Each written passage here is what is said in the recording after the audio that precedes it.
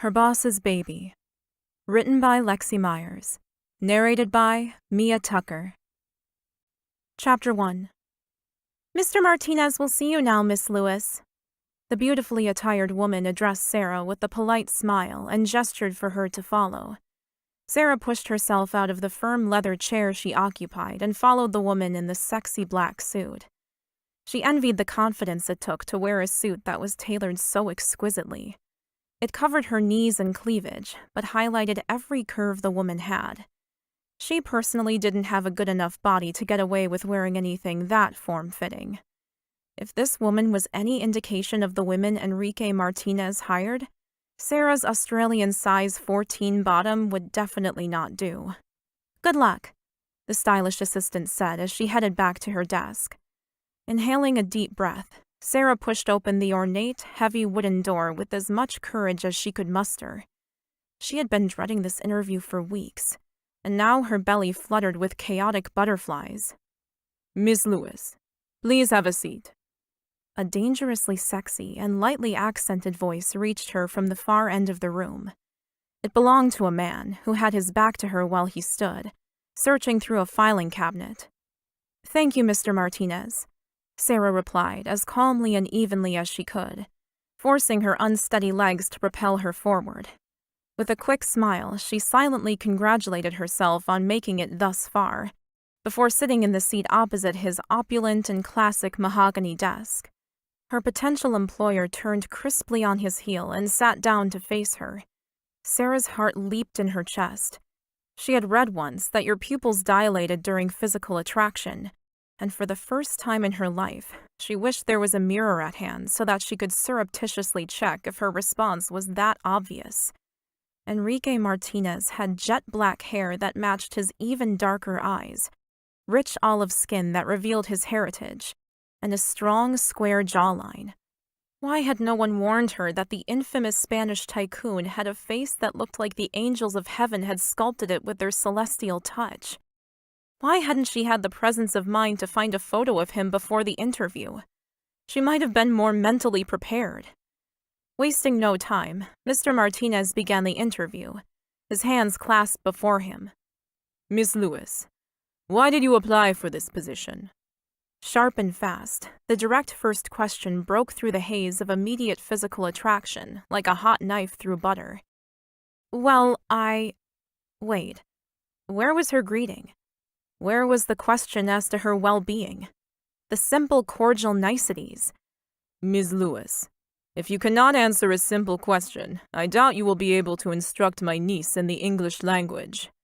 Sarah's mouth dropped open in a small O of surprise. He'd just insulted her. The nerve of him. Her spine stiffened. She had almost perfect scores across the board in English during her graduating year at university. And he was insinuating that she couldn't hold a conversation? Well, it seemed beauty certainly was only skin deep after all. Sarah lifted her nose in the air. Then allow me to answer your question more succinctly, Mr. Martinez. The corners of his mouth lifted in a goading smile. She wanted to walk out when she saw it, but instead, she clenched her hands into fists and let his arrogance strengthen her resolve the way tempering steel hardened a blade. I applied for this position because the timing was perfect. Also, I was personally interested in moving to a country I'd never previously lived in before. My previous charge, with whom I have been for the past 3 years, has begun school, and her parents have chosen to take a more active role in her life. Sarah's chest tightened with each word she spoke. How dare he insult her? Why would living in Spain interest you? Enrique asked her, leaning back in his chair, studying her like she was some kind of museum exhibit. He flicked his eyes over her. Anger rose in her belly like a pot boiling over. I have never been to Spain, but some of my best friends have. They've all assured me that it is one of the most beautiful places in the world. And while I don't speak Spanish, your advertisement said it wasn't necessary for the position. Do you believe you are right for this position, Miss Lewis? Sarah looked him straight in the eye as her courage bolstered. Yes, she answered. She had no doubts. Enrique studied her for a moment longer before speaking again. Why? He lifted one eyebrow up in the air quizzically. Sarah's temper melted like an ice block in a hot house. He was too damn attractive for her sanity. "I believe my references speak for themselves, Mr. Martinez," Sarah answered, with another uplift of her chin. Enrique gestured for her to continue. She let out a small sigh and gave in to his unspoken request. "I have worked with 3 separate children as their full-time nanny. They were all your niece's age. I specialized in preschool care and education in my studies, and found myself to be excellent at interacting with children of that age group. You can ring any one of my previous employers, and they will offer a glowing reference." "We already have, Miss Lewis. That is why you are here. The people I spoke to said that you more than enhanced the lives of their children. However, what I want you to tell me is why you are unique enough to be hired for this particular role." She inhaled sharply. Why did his rudeness continue to surprise her?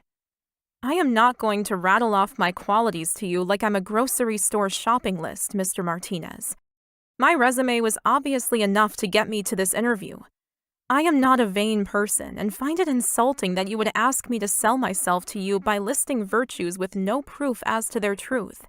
If you have a specific question, ask away." Enrique's brown eyes widened with shock. Sarah loved the expression etched upon his face, and was so glad, in fact, she thought she just might do a little jig of celebration on the table. But instead, Sarah kept her eyes fixed on the man in front of her. No way was she going to be intimidated, even if he was the most good-looking man she had ever laid eyes on. He was at least 6'3" tall, with shoulders as broad as a footballer. But why was he giving her such a hard time? Could she handle living with a man whose eyes made her stomach quiver, but whose rudeness made her want to smack him for his poor manners like he was a 5-year-old child? That last thought brought a smile to her lips. Smacking him? Now, wouldn't that be fun? "What's amusing, Miss Lewis?" Enrique snapped. "Am I not allowed to smile, Mr. Martinez?" Sarah asked sweetly, feeling powerful and a little giddy. "Of course you are." Sarah waited for her prospective employer to get his temper under control and for him to continue. She wasn't apologizing for anything. "How do you discipline the children you look after, Miss Lewis?" "It depends on what they have done wrong." Sarah chewed on her lower lip, trying to remember the times she had disciplined her charges. There weren't many, once she'd established a good rapport with them. "Most of the time I'll opt for giving them a timeout or confiscate something from them that they care about. Although positive reinforcement for good behavior often works better. It just depends on the child. I have never physically disciplined a child. I have found that if you learn what the child likes, you can use it to your advantage and make it a teachable moment. Why? Have there been problems, Mr. Martinez?" He coughed, avoiding her gaze while he shifted in his chair. "My niece may only be 3 years old, but since her parents' death a month ago, she had become more and more disobedient, often throwing tantrums and screaming as loud as she can." Sarah nodded, a note of empathy returning to her demeanor. That sort of behavior was not uncommon in most 3-year-olds, let alone ones who had experienced such an intense and life-altering trauma. "I have been taking care of 3-year-olds for a long time. I'm sure Amalia and I will get along fine." She smiled to reassure the man that she was fast beginning to see as not only a potential employer, but a worried uncle and new guardian of a small and vulnerable little girl. "That is all I need to know," he responded. "Are there any questions you have about me?" "Yes, I do, Mr. Martinez. I would like to know how I will be treated. Will I be sent to live in a guest house at the other end of your property? Or will I live in the main part of the house? Will I eat with you or with the kitchen staff? Will I have 1 or 2 days off a week? Will I travel with you if you take your niece out? And are you away from home a lot? Generally, what am I to expect from working for you?" His eyes widened and he cleared his throat again. "Ms. Lewis, I have to be honest with you. I really can't answer many of those questions right now. My sister died a month ago, leaving her daughter in my care. I have never hired a nanny and know little of what is expected. I only want what is best for my niece. You tell me what works best for you, and we'll go from there." His jet-black eyes regarded her somewhat sheepishly. Was that a glimpse of self-doubt and a touch of fear? Sarah found herself drawn into his gaze. "Well," Sarah began thinking quickly about what she wanted. "I would prefer to live in the main house, somewhere away from your main bedroom, but close to your niece, if that's possible. I am happy to work 6 days and only have 1 off, with the provision that I can take more time off if I need. I tend to like to eat with my charge, wherever that may be. As far as travel goes, I will go wherever your niece is. If you want her with you, we will accompany you. If not, I will look after her at home. Regardless, she will always be my top priority. I can promise you that, Mr. Martinez." Sarah gave Enrique her sunniest of smiles. Her prospective employer shifted in his chair and looked away. "Well, that didn't go quite as planned," she mused. He opened the top drawer of his desk and pulled out a contract, then laid it out in front of her. "Miss Lewis, if you have no further questions at this time, you are hired. I have a contract here for you to read over. You may take it home and bring it back signed next week." "Pardon?" she thought, taken aback. "I have the job?" After bullying her through the weirdest interview she had ever had, the man was actually hiring her? Standing up and extending her hand, Sarah decided it was time to leave before he changed his mind. "Thank you, Mr. Martinez. I will." When their hands touched, her center melted like gooey caramel at the heart of a delicious chocolate. The attraction she had been trying to deny since she had first laid eyes on him flared to life once more. Fire licked up her thighs and burned between her legs, her core throbbing with an awareness entirely foreign to her. Oh no, she was in trouble. Big trouble. Sucking in a quick breath, she gave him a small nod and pulled her hand from his hot grasp. Then Sarah turned on her heel and strolled out of his office as quickly as her legs would carry her. She may be inexperienced with men, but she knew when one was attracted to her. Could she live and work so closely with the man when the attraction between them was as plain as day? Of course you can. Who are you trying to fool? She chastised herself. He might have looked at you, but he probably looks at a million other girls the same way. Besides, he is a concerned uncle and my soon-to-be employer. I'm just the hired help, Sarah sternly reminded herself. She was one step above a housekeeper, a servant. Sarah took a deep breath and forced her life back into perspective. Enrique Martinez was a handsome Spanish millionaire, and she was the down-to-earth, curvy Australian nanny. Case closed. Chapter 2. Enrique watched Sarah Lewis walk away, then collapsed into his chair with a thump. What had just happened? Every other applicant had been only too happy to tell him just how honest and hard-working they were.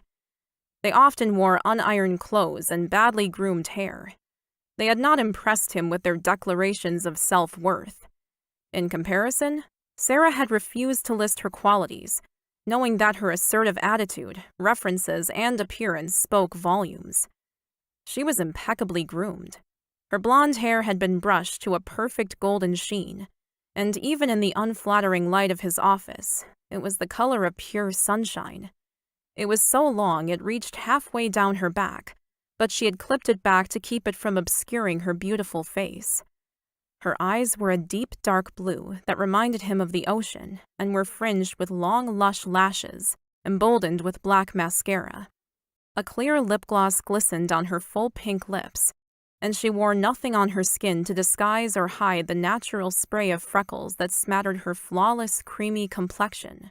She wore a knitted pale blue twin set and a pair of black pants, which gave her youthful appearance an air of professionalism, while also being traditional and a little conventional, which he liked in a woman, especially as a role model for his niece. Her appearance said more about her than she could ever have said herself. She was a woman with confidence in her abilities. Sarah didn't need brand-name clothing and 3 inches of heavy makeup to accentuate that. She was perhaps a bit bigger than his usual preference, but she was perfectly proportional. Enrique found himself wondering if this was how she would always dress while working. Did she always cover herself up, as was befitting of her position? Did she have a boyfriend? Enrique stilled when he registered his last thought. Why am I even wondering about that? He'd had a very long day. Perhaps it was the tiredness getting the better of him. He was practically fantasizing, lusting after what his father would call the help. He shook his head with a wry smile and got back to work. A week of utter chaos ensued. Sarah could practically see the papers and suitcases flying around her in slow motion. Saying goodbye to her family and friends was hard, but the excitement she felt in her chest every time she thought about her new adventure made up for any sadness at leaving. Everything she owned was packed and fitted into 2 large suitcases, and once again, she was rootless. Having never worked overseas before, she'd been quite flustered by the sheer amount of paperwork involved. But Mr. Martinez's secretary had taken care of the working visa, at least. Thankfully, she'd had the forethought to have her passport organized early. She was leaving Australia, her home for the entire 26 years of her life. It was her birthplace, her parents' birthplace. How would she fare somewhere else so foreign and exotic by comparison? The first thing she did after her interview was read up on her new employer. She had found out that Enrique was 35 years old and had been born into a very wealthy family. He had inherited his father's business 10 years ago and had remained in the headlines ever since. Sarah knew realistically that she could overcome her physical attraction to him. However, the more she read about him, the more interested she became in him as a person, as someone other than her employer and the father of her new charge. She admired the way he'd saved his father's company from ruin and rebuilt it to a level that surpassed the heights his father had originally climbed. But the way he had taken sole responsibility for his niece was the most impressive of all of his achievements, and also the most worrying. Her heart could resist a cold, ruthless businessman, but a man who wanted the very best for his newly orphaned niece? Her heart may just find resisting him almost impossible. Sarah stood in the international departure queue for the first time in her life, her excitement almost brimming over. This was the start of a new life for her, and her feet were tapping the floor like she was in a musical. She handed her identification over to the woman behind the counter, feeling the flutter of butterflies in her stomach once again. "I'm sorry, you're at the wrong counter," the woman behind the desk said politely. "Oh, I'm sorry." Sarah looked behind her, not sure what the woman meant. "I didn't realize. This is the line for the Qantas flight to Madrid, isn't it? I just got a new job and was told to pick up my tickets. I'm sorry, I haven't flown before." I grimaced. "Too much information. Stop chattering." "It's fine. You just need to line up over there." The woman pointed to the line with no one in it. "But that's for first-class passengers." Sarah's brow creased. "Yes," the woman said, her tone changing to one of slight annoyance. "You're listed as having a first-class ticket, so if you wouldn't mind making your way over there."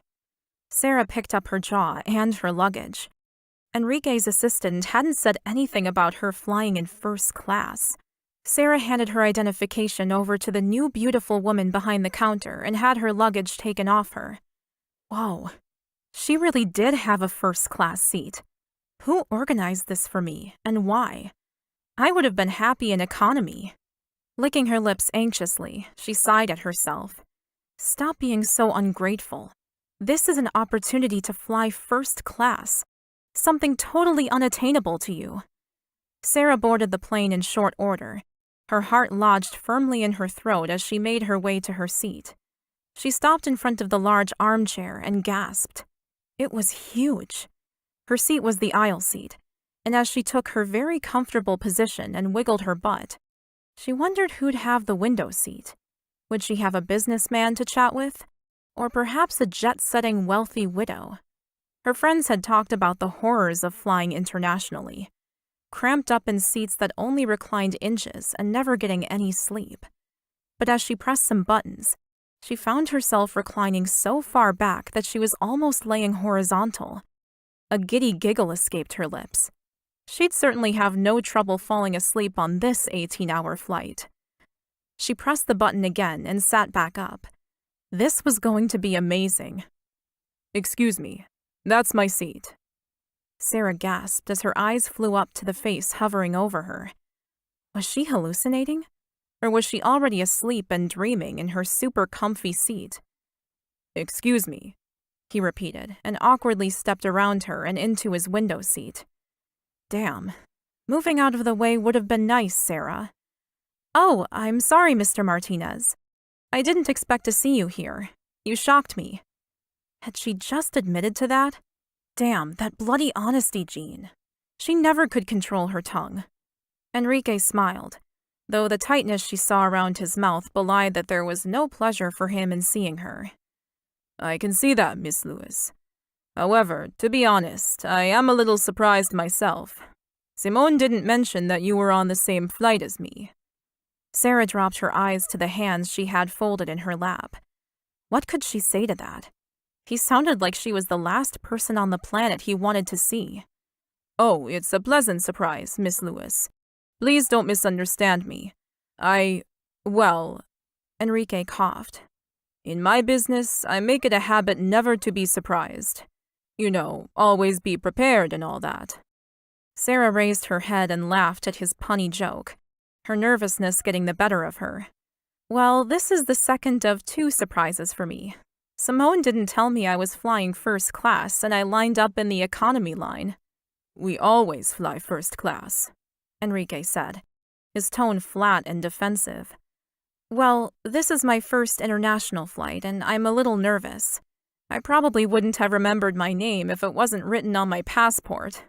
Sarah began pushing the buttons around her and scrolling through the movies on the TV screen in front of her. So cool. "Tell me, Miss Lewis, are your parents still in Australia?" Her ribs tightened around her lungs and squeezed a little. No. They both passed away when I was 16. Car accident."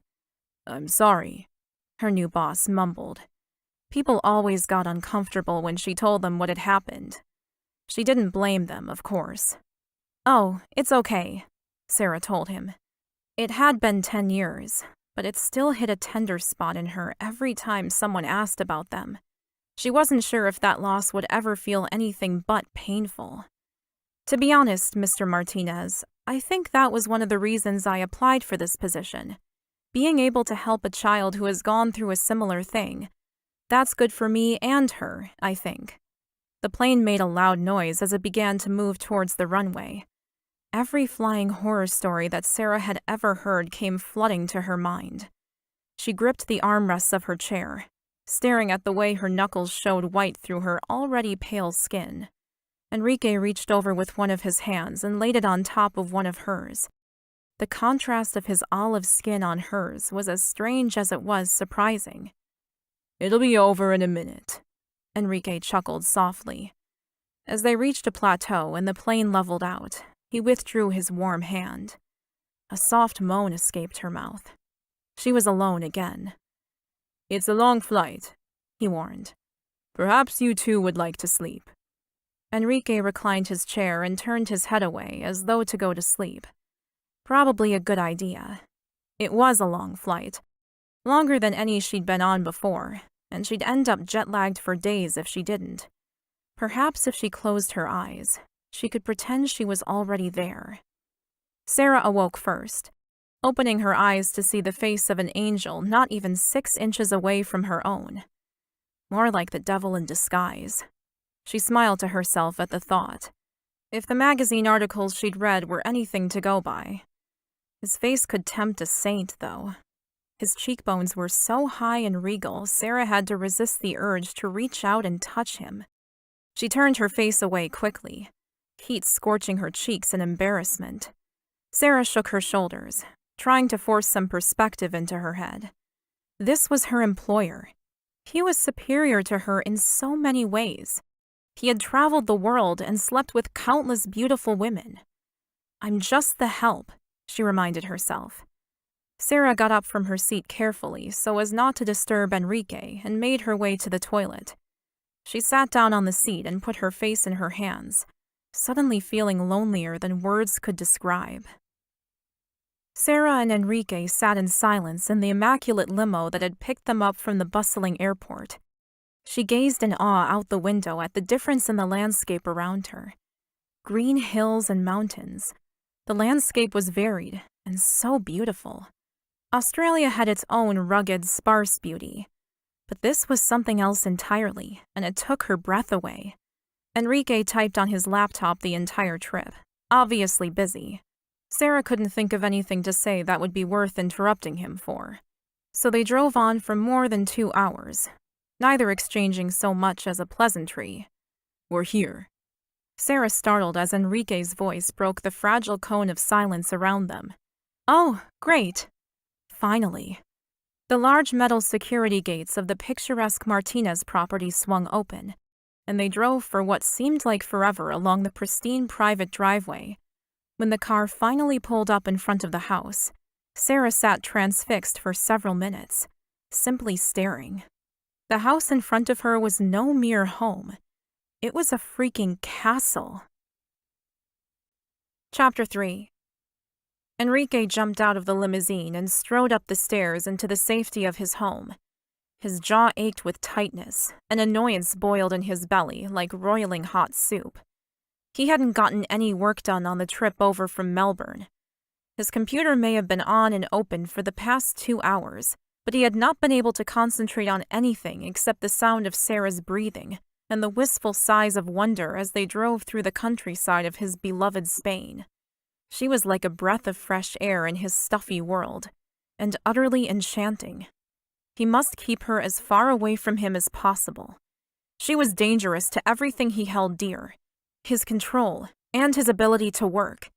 His empire couldn't afford for him to be distracted. But first, he had to introduce her to Amalia. Amalia. He smiled at the thought of the child. She had been her mother's reason for getting up every day, and the apple of her father's eye. However, at 3 years old, Amalia was still an enigma to him. She could talk, but he couldn't have a meaningful conversation with her. Not one where he got anything constructive out of her, which was frustrating to no end. On that front, he was grateful to finally have a full-time nanny for her. And soon enough, he would find out if Sarah had been the right choice for them, or the beginning of his downfall. Sarah had no idea what to do. She was standing outside the biggest house she had ever seen, and the only person she even slightly knew had run away from her as fast as his legs could carry him. "You can come this way, miss," an elderly gentleman with a very thick accent said to her.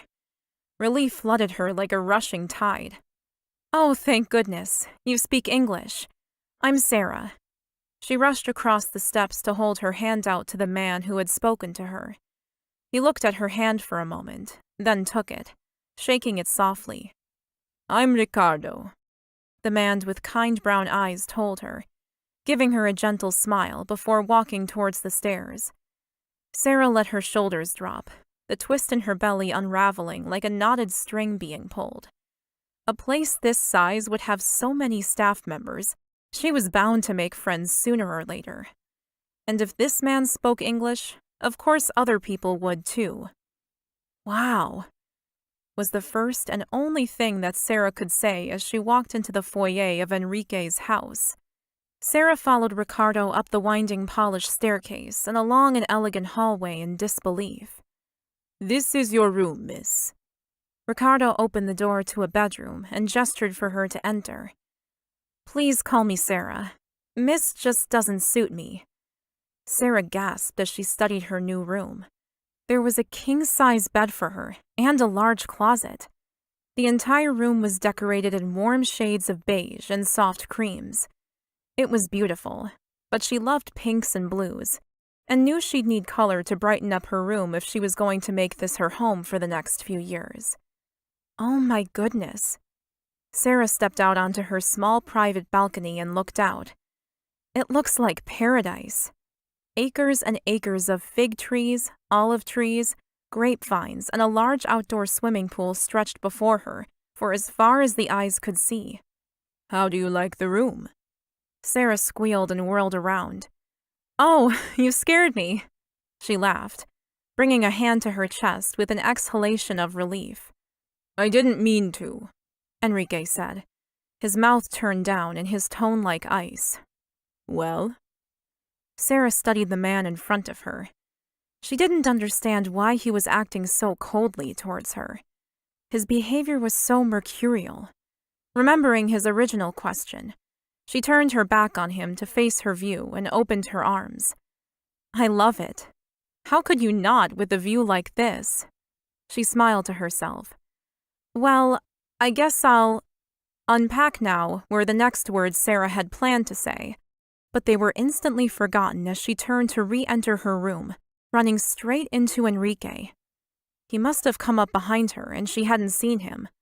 Oh! Sarah cried, stumbling backward. She threw her hands out in an attempt to regain her balance. Her boss's arms wrapped tightly around her, saving her from falling on the balcony. Heat swirled between them, and they froze. Sarah couldn't breathe as she stared up, lost in Enrique's dark eyes. Then, his lips came down on hers like a tidal wave. He took control of the kiss like a master, pulling her against his aroused body. She melted under him, as she knew she would, her tentative hands moving to lay on his strong chest. He deepened the kiss, dipping his tongue into her mouth with need, sliding it along her tongue. She moaned wantonly against him, giving herself over to the moment. Then it ended as abruptly as it had begun. Mierda, Enrique swore under his breath, pulling back. I'm sorry. That should not have happened, he muttered, taking responsibility for their kiss as though it had been a major and regrettable mistake. The fire of desire which had flared in her belly was snuffed as quickly as it had blossomed. Unfair. He turned away from her and faced his vineyard. You unpack, and I'll introduce Amalia to you at dinner time. You have 2 hours, Enrique told her, turning to pin her with his gaze. Her cheeks burned with heat, and she knew she must look as though she'd been thoroughly kissed. She certainly felt lost for words, but there was no such sign on Enrique of the passion they had shared. He had donned his business armor between one breath and the next. She nodded her head, pursing her lips as she folded her arms over her chest defensively. He turned and left without another word, shutting the door behind him. Sarah had to bite her lip to stop the tears from overflowing. What was the point of that? To kiss her so thoroughly, and then to just leave her high and dry and filled with shame, as though she'd done something wrong. Enrique Martinez was an enigma, and she didn't understand him at all.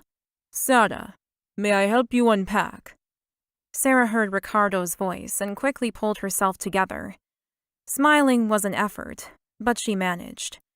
No, but thank you for the offer. I have to know where I've put everything, or I'll never find it again. Ricardo smiled at her and quietly left the room. Sarah smirked to herself. She had earned a smile from him. Well, from the butler Ricardo, at least. Enrique would be a much harder nut to crack.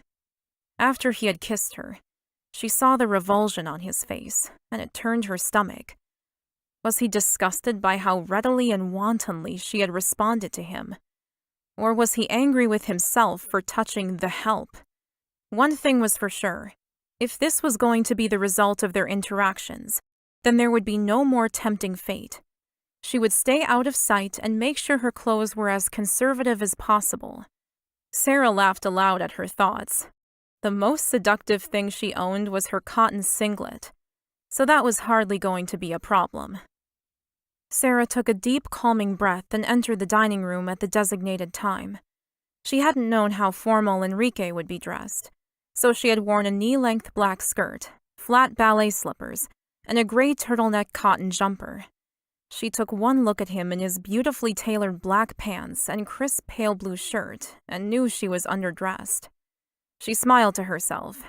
She was the nanny, not his date. No need to compare her state of dress to that of her boss. Mr. Martinez. Sarah nodded her head and smiled politely in his direction. Miss Lewis. His eyes ran over her figure, his mouth tightening at the edges as though he were upset with her. But why? I'm sorry if I'm not wearing appropriate attire, Mr. Martinez. Would you prefer I go back and change? His eyes widened in surprise before he sought to stop her. No, please don't, Miss Lewis. What you are wearing is perfectly suitable. Well, that certainly puts me in my place, Sarah said without thinking, biting her smart tongue in punishment instantly. Well, your place in my household is my niece's nanny, Miss Lewis. You needn't dress up. Your role does not require it. Sarah inclined her head, focusing on the pain in her mouth. She knew he thought of her as inferior to him, and her unveiled comment had asked for that reprimand. I'm sorry, you're right. Sarah's gaze found the floor. Enrique drew in a huge breath. Amalia is being brought here in about 10 minutes. She usually eats at 5 o'clock in her dining room before she goes to bed at 6. He motioned to the beautiful grandfather wall clock that stood to the side of them. Eat at 8 o'clock. You may choose when you would like to eat. Although I believe, as you mentioned earlier, it might be best if you ate with Amalia most nights. Enrique had a slight edge to his voice that Sarah recognized. It said the boss was back, and she would be doing exactly as she was told. Of course she'd eat with Amalia. Every night. That suited her just fine. She has been kept up to meet you, although I understand she is a little grumpy. Sarah nodded her head in understanding. She could hardly believe this was the same man who had kissed her so intensely her head was still spinning 2 whole hours later. Now that passion was gone, and he looked like he was carved out of stone. Enrique's face changed, softening ever so slightly as he looked over Sarah's shoulder. Sarah, this is Amalia. Enrique introduced her to the young girl who was being escorted into the room by a young maid. Sarah's heart broke. Amalia looked asleep on her 2 little slipper-covered feet. Amalia? Enrique addressed his niece from his position without moving. This is Sarah. She is going to be looking after you from now on. I want Mommy, Amalia sniffed, tears welling up in her beautiful green eyes. Enrique's niece had a cherub face and eyelashes so long they fanned her plump, rosy cheeks. Sarah moved over to her new charge and squatted down in front of Amalia, knowing, unlike Enrique, that first impressions were crucial with a child of this age. It would take her forever to gain her trust if she lost it now. Amalia, I'm not here to take care of you, Sarah softly corrected Enrique. She didn't dare look behind her for fear of turning to stone. I'm here to play with you and tell you stories, and draw with you and go swimming with you, she exclaimed to the child in a soft but excited tone. Amalia looked up from the spot on the floor where her eyes were fixed. Really? She asked incredulously, belying her need for comfort and connection. Do you want to play now? Sarah laughed and was rewarded when the little girl smiled gently. It's too dark outside to play now, but I could come tuck you into bed and tell you a bedtime story if you'd like. I'm sure your uncle doesn't mind if I skip dinner, does he? Sarah turned from her squatting position to look up at Enrique, her gaze unwavering. Of course. Enrique nodded solemnly. Shall we? Sarah held out her arms and picked up the beautiful child. Amalia went into her arms without hesitation. Sarah sighed happily as Amalia nuzzled into her neck, so she carried her towards the door without a backward glance. This was why I'm here, she thought, and her heart swelled with happiness. Chapter 4. Enrique was left in the dining room, alone. As you always are, he reminded himself, and how you want it to be. He sat down at the head of the table once more, awaiting the feast he knew the cook had prepared for his return home. He ate his soup, uninterested in his favorite meal, unable to get the beautiful picture out of his head that Sarah had made carrying his niece in her arms. How was he going to manage this predicament he'd found himself in? He'd hired a woman who seemed to effortlessly disarm him. But she was natural with children. That much was apparent.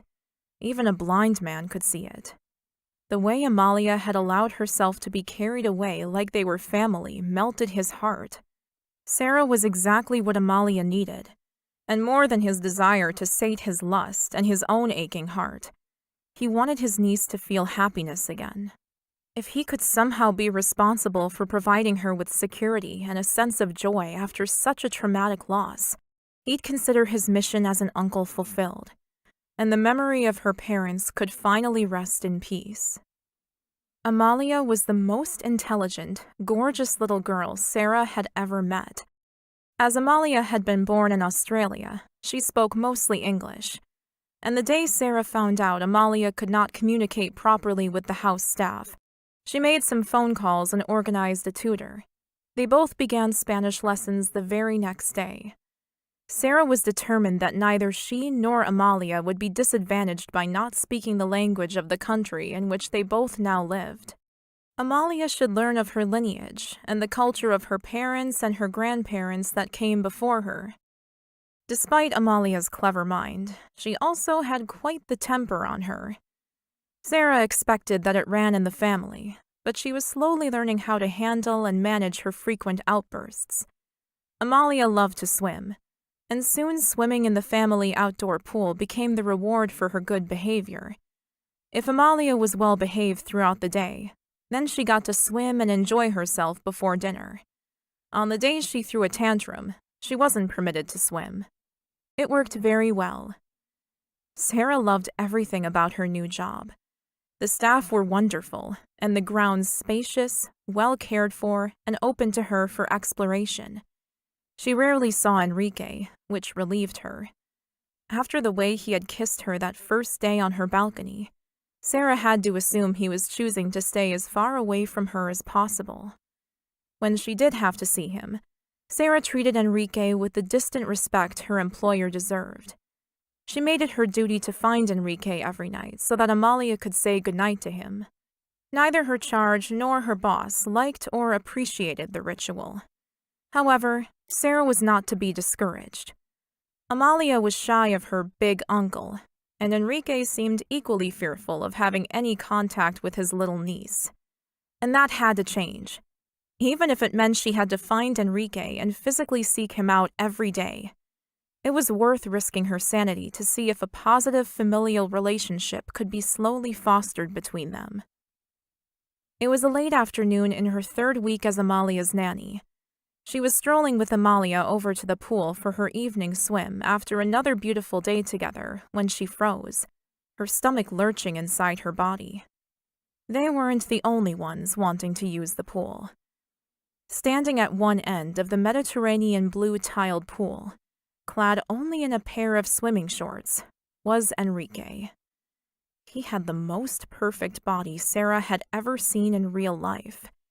He boasted large, broad shoulders, a well-defined chest with a washboard-flat stomach, and large biceps.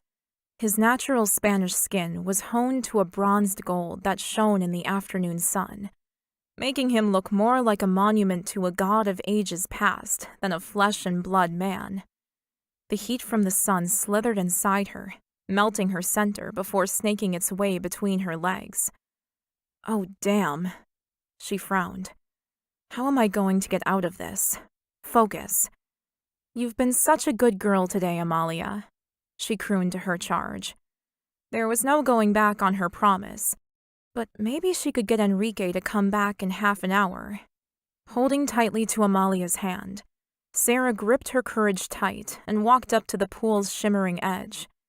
"Mr. Martinez," Sarah said curtly, greeting the pin-up that stood in front of her. "Beautiful day," she added, squinting under the strong European sun, still astonishingly bright for so late in the day. Enrique seemed to be holding his breath. His chest wasn't even moving. His brow furrowed as he stared down at Amalia. "Amalia, greet your uncle, please," Sarah encouraged softly, squeezing her hand gently. "Hello, Uncle Enrique," came Amalia's small voice from beside her. Enrique smiled, his disposition softening. "Good afternoon to you both. Wanting to go for a swim, are you?" "Sarah's going to swim with me," Amalia replied, her tone one of excitement.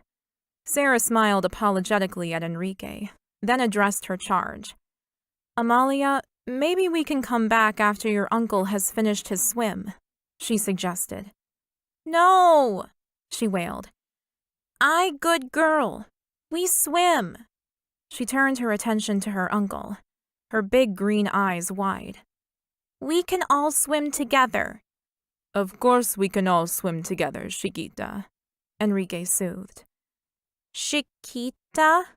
Amalia asked curiously. "It means tiny girl." Enrique beamed at his niece.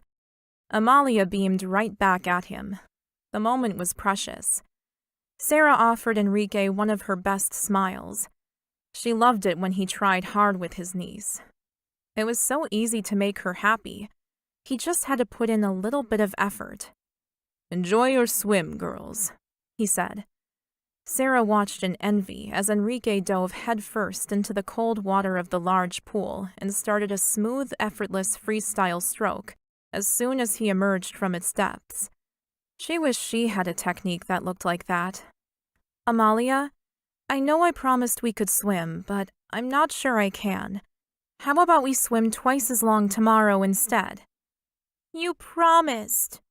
Amalia's lip quivered and her eyes dropped to the ground. Sarah sighed loudly. Damn. She couldn't undo the progress she was making with the little girl. She was stuck. "You're right," she admitted.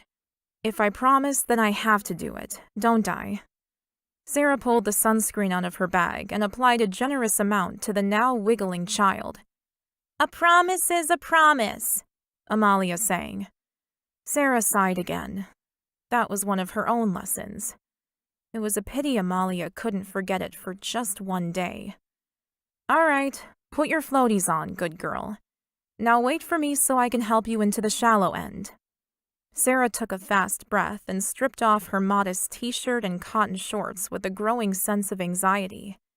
She only had one bathing suit, a red halter-neck bikini top and matching bottoms. "I can't believe I'm doing this," Sarah muttered to herself before quickly running over to slide into the pool. "Come on then, in you get," Sarah called to Amalia, holding her arms up for the child to get into the water. Amalia immediately jumped into the cold pool and into her waiting arms. She loved that the little girl trusted her so much. "Okay, kick your legs, good girl." Sarah held Amalia as she swam across the water on her belly. "Excellent, Amalia. You are doing so well." Sarah encouraged her charge as she kicked and mimicked swimming movements. "You've managed 10 whole minutes swimming by yourself. I think that's a new record." "Me good," Amalia shouted, hurling herself back into Sarah's arms. "Yes, you are, baby," she said, stroking the cold child. "Amalia!" Dora called loudly from the back of the house. Dora was a maid who very clearly and genuinely adored Amalia. "Theodora!" Amalia cried, grappling for the edge of the pool in a heartbeat. Sarah lifted her out of the water, jumping carefully up after her. Drawing the little girl swiftly, Sarah said, "Be careful not to slip, and I'll see you at dinner time." Sarah released her and watched as the chubby child she had grown to adore raced to the door where Dora waited. "Don't you go with her?" came a deep voice from behind her. Turning slowly to face the voice, Sarah self-consciously slipped back into the water. Why hadn't she gone into the town and bought herself a modest black one-piece? No, Theodora always bathes Amalia and gets her ready for dinner while I do a few laps of the pool. I'm there for her dinner, though. "You swim every day?" Enrique inquired, cocking his head at an angle. "Almost. Swimming before dinner is Amalia's reward for not having a tantrum, which she tended to do often when I first arrived. I love to swim and think it's great for her." She was talking too much and too fast, but that tended to happen when she was around Enrique, and it was one of the main reasons she didn't spend time with him. She turned into a loose-tongued idiot. the professional nanny she'd always been taking a leave of absence. "Oh," was the only response she received. Sarah walked towards the deeper end, moving her arms to keep from getting cold. "I hope it's okay that we use the pool, Mr. Martinez. I asked Ricardo. I didn't think to ask you." Enrique shook his head. "Amalia is my niece, and you look after her. Of course you may use any part of the grounds you like." Enrique looked relaxed in the pool. No frown lines or visible signs of stress to his body. He looked almost happy. "You like to swim too?" she ventured. Enrique smiled, his brilliant white teeth flashing in the sunlight. "I love to swim, but rarely get time." "And today?" Sarah led him to continue. "And today," Enrique mimicked her tone, smiling at her again. "I wasn't getting any work done in my office, so decided to clear my head." "And do you feel better now?" Sarah breathed the question mere feet from Enrique. Her heart had begun to pound being alone in such close proximity, and her belly curled with anticipation as he moved even closer. Chapter 5. The attraction between them was too strong to deny and made Enrique's head spin. As Sarah's pupils dilated with arousal despite the intense sun, Enrique's manhood throbbed with longing. It hardened as he gazed at her open mouth, short, sharp breaths coming in and out of her lips. Was she waiting for him to make a move? Since her lush pink mouth was open in invitation, it seemed likely. Enrique blindly reached out his arms, his fingers connecting with warm flesh, and pulled her closer. Sarah slid her small hands up his chest. Enrique sighed at the welcome feel of her touch and pulled her closer, and Sarah's legs opened, wrapping themselves around his waist in the deep water. She stared into his eyes, her lower lip trembling. He couldn't wait a moment longer. His mouth descended on hers, and he grabbed her ample ass, pulling her even more tightly against him. "God, I need this." Enrique pulled back to groan against her mouth. 3 weeks of knowing Sarah was sleeping just down the hall from him had almost driven him mad. He wanted to know her taste again. He hadn't gotten near enough the first time they had kissed, and the taste he did get only made him hungry for more. She gripped his neck tighter. His tongue plunged deeper into her mouth, tasting sweetness and spice. Perfection, all in one kiss. She arched upwards, breaking their kiss, and Enrique's surroundings came pounding into his consciousness like a hammer behind his eyeballs, and he was snatched from their stolen moment. He was in his pool in his backyard, with the nanny in his arms. It's daylight, for Christ's sakes. You could have been seen by anyone. She opened her eyes. Enrique looked down into their beautiful blue passion gaze depths and lost his heart. His breath was still coming hard, and although he had used all of his strength to plaster an impassive expression back on his face, his body was still shaking from the strain of it. Why couldn't he just carry her out of the water and do what they both needed so much? "Because she's a servant, you fool. Don't be an idiot." Sarah's full lower lip trembled. Enrique's heart sank. If she cried, he would have to apologize, and he never apologized. "Sarah, Amalia will be down in 10 minutes, Theodora called from the house. "I better go," she said quietly, a note of something more than disappointment in her voice. Enrique ached to pull her back into his arms as she scrambled out of them. But instead, he just nodded and turned away, the cold businessman once more. Sarah jumped out of the pool, collected her clothes, and ran for the house without so much as a backward glance. "It has been far too long since I hosted a party, Sophia," Enrique told his local assistant over his cell phone. "I want you to organize a cocktail party for 10 friends next Saturday night." "At your home, sir?" she inquired. "Yes, of course. The works. Music, drinks, and tell the chef to go all out." Sophia fell quiet as she wrote everything down. "And would you like me to send out invitations, sir?" she asked. Enrique thought about that. "No, I will. There'll be 10 guests. Male, female, or a combination, sir, for catering purposes. Enrique smiled devilishly. 5 of each. That'll be all, Sophia. A wily grin stretched his lips as he hung up the phone. The image of Sarah in that tiny red bikini still tormented his dreams at night when he was alone in his cold bed.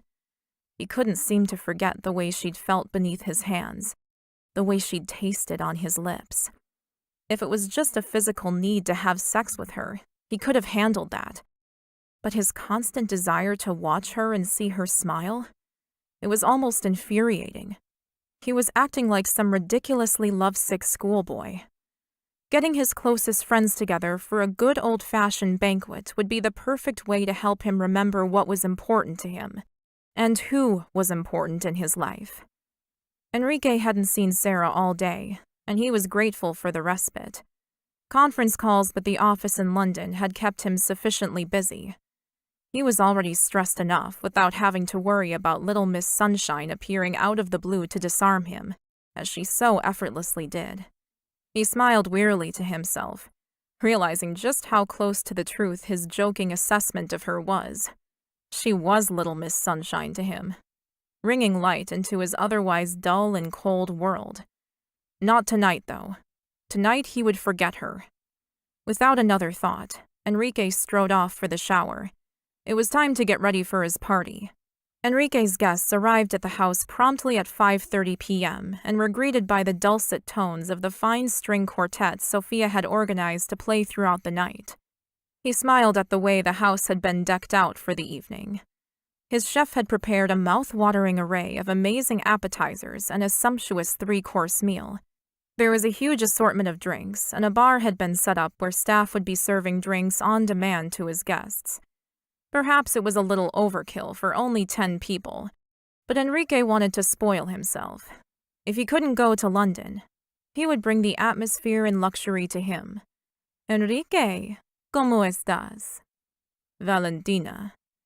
Enrique tried not to flinch when her pseudo-sultry tones floated through the air to reach his ears. She was the most beautiful woman at the party, with platinum blonde shoulder-length hair and stunning green eyes. She was the envy of every woman who knew her. She sashayed up to him like she owned the world, her tiny hips swaying suggestively in her skin-tight black dress. Estoy bien, Valentina. ¿Cómo estás? Enrique replied. Estoy satisfecho, gracias. Valentina purred again, air kissing either side of his face, just millimeters from his mouth. Enrique tried not to grin too broadly. He knew Valentina wanted him. She had made it more than obvious over the years. But as tempting as it had been on occasion, Enrique had never indulged. He knew her parents well, and there was no future for them. She wasn't what he wanted in a wife. So why would he hurt her and inadvertently insult her parents at the same time?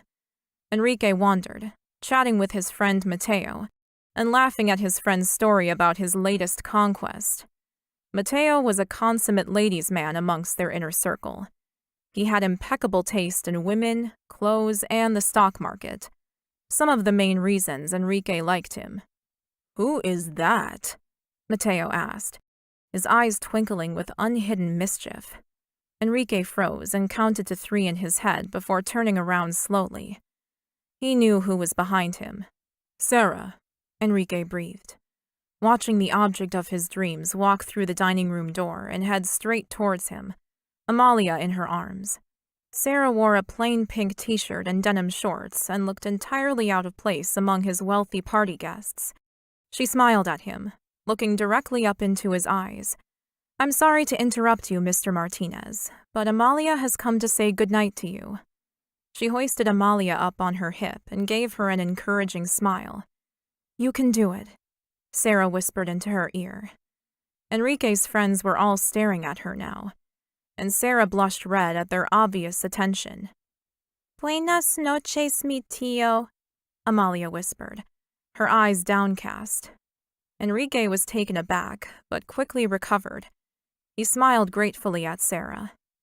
"Bien hecho, Amalia," Enrique praised his niece. A few oohs and ahs spilled from his female guests.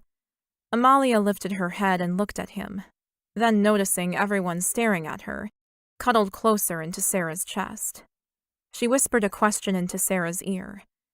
Enrique watched as Sarah's eyes grew worried. She smiled gently at Amalia. "You can tell your uncle whatever you like, sweetheart." "Te amo," Amalia whispered. Enrique's gut wrenched at the innocent words. He had not expected to hear them, and he froze. No matter how hard he tried, no words came out of his mouth. Sarah's eyes were on him, pleading with him to return the words, to say something, anything. But he couldn't, and he didn't. He just stood there, speechless and utterly flabbergasted. "Your uncle loves you too, sweetie. And you said that so perfectly. I'm proud of you. You are learning so quickly." Sarah tucked Amalia's head into the crook of her neck protectively, and gave Enrique a stare that would have withered a 20-foot cactus during the height of winter. Then she turned on her heel and walked away. "Who was that amazing creature?" Mateo asked Enrique in Spanish, his eyes running up and down the length of Sarah's body as she disappeared from view. "Amalia's nanny," Enrique told his friend, still reeling from the shock of what had just happened. "Why didn't you invite her to the party? She'd probably be a lot more fun than these stuffy bitches," Mateo sneered. "Did you see the death stare, though? Are you sure she works for you? Aren't most of your servants yes men?" Mateo walked off, chuckling. Enrique knew his friend had interpreted the exchange between them correctly. Sarah never hid her feelings. You could read her face like a book. She'd been like that when he kissed her. She hadn't held her feelings back at all, revealing to him just how much she wanted him too. The honesty that was such an integral part of her character floored Enrique every time. She was so unique. She treated him like an equal, a man, no more, no less. And in his world of wealth, prejudice, and power, she was as refreshing as a cool breeze whispering across a desert at night. Chapter 6. Sarah carried Amalia to bed, her arms shaking with the strength not to scream in frustration. She was so proud of the little girl in her arms, and yet so unbelievably angry with the fully grown man who couldn't even bring himself to tell his niece how he felt about her. It wouldn't have taken much to appease her, and "I love you too" would have been more than enough. Hardly brain surgery. Sarah snorted aloud. She could just see the headline now. Legendary Spanish playboy and business wizard, a stuffed dummy when accosted by a 3-year-old little girl's love. He was either one of those men that just didn't say "I love you," or he was so moved by Amalia's expression that he was stunned into silence. She hoped it was the latter. Sarah headed back to the main part of the house once Amalia was settled and asleep. She had a few hours to fill before she went to bed herself. Maybe she would go to her bedroom and read. She had found the library at the Martinez Manor, and was currently reading about ancient Spanish history. Sarah snuck into the main area, hoping to go unnoticed. She made it halfway up the staircase when she heard an unfamiliar male voice. "Enrique, your nanny's back. Why don't you ask her to join us?" Then he introduced himself. "I'm Mateo Rodriguez." Sarah gripped the railing for a moment and considered ignoring him and simply walking up to her room.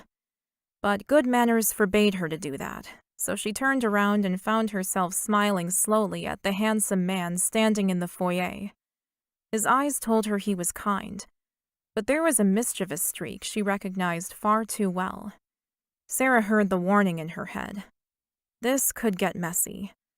"I'm Sarah Lewis." "Sarah, I was hoping you would join us for a drink." Mateo invited her charmingly, with perfect English. He gestured towards the dining room and bowed in polite invitation. "I'm afraid I can't. I'm not dressed appropriately." Sarah gave him the easiest excuse she could think of and gestured to her denim shorts and short-sleeved shirt. "You can change, then come back down," Mateo suggested. "No, I don't think so, but thank you." Sarah took 2 more steps up the staircase. She may have gotten away with it. Relief filled her belly with bubbles. Then she heard his voice. You are welcome to stay. Enrique. Sarah swallowed hard, turning back around to look down upon the men, her boss walking into the foyer to stand beside his friend. I've already eaten, and I was hoping to get a little reading done tonight, Sarah told him, crossing her arms over her chest. I thought I'd work on more of my Spanish, for Amalia. She narrowed her eyes at him in silent reprimand once again. Well, I have an easy compromise. You could read for a little while, get changed into something more appropriate, and then meet us back here about 9? Mateo suggested, giving Enrique a subtle, playful nudge. Yes, you could do that. Enrique slowly agreed. In fact, I think you should join us, Sarah. She considered her options. It was either offending her boss and his guest, or put up with a few hours of small talk and cocktails. Not a great choice either way she looked at it. But what the hell? Sounds like a plan, Sarah announced brightly, flicking her ponytail over her shoulder. See you around 9. And with that bright note and a quick glance at Enrique's steely expression, she headed up to her room. Sarah sat in her deep, fragrant bubble bath for an hour. What would she have to talk to Enrique's guests about? And she only had one thing to wear. Would they think she was a joke in her little green dress? All the women downstairs were wearing black. Maybe Mateo and Enrique wouldn't notice if I don't show up. The image of Enrique in her bedroom again, asking after her, was enough to spur her out of the bath and into action. She would rather spend the evening talking to his friends than risk another encounter alone with him. Especially after the last time. He'd been inside her, and then nothing. It was like she didn't exist on his radar. She truly was a non-entity, the hired help, and she didn't want to be embarrassed that way again. Not if she could help it. Sarah washed and blow-dried her long hair and carefully applied what little makeup she owned. Then came the dress. Standing in only her cotton undies, she stared at the dress hanging up in her wardrobe. Did she dare wear it? She didn't have much of a choice. She'd told them she needed to change into something more appropriate, and there was obviously a set dress code for the night. She had to be seen as having made some effort. Putting on her new cocktail dress and her only pair of small black heels, she took a deep breath and headed down the stairs. Enrique sensed her before he saw her.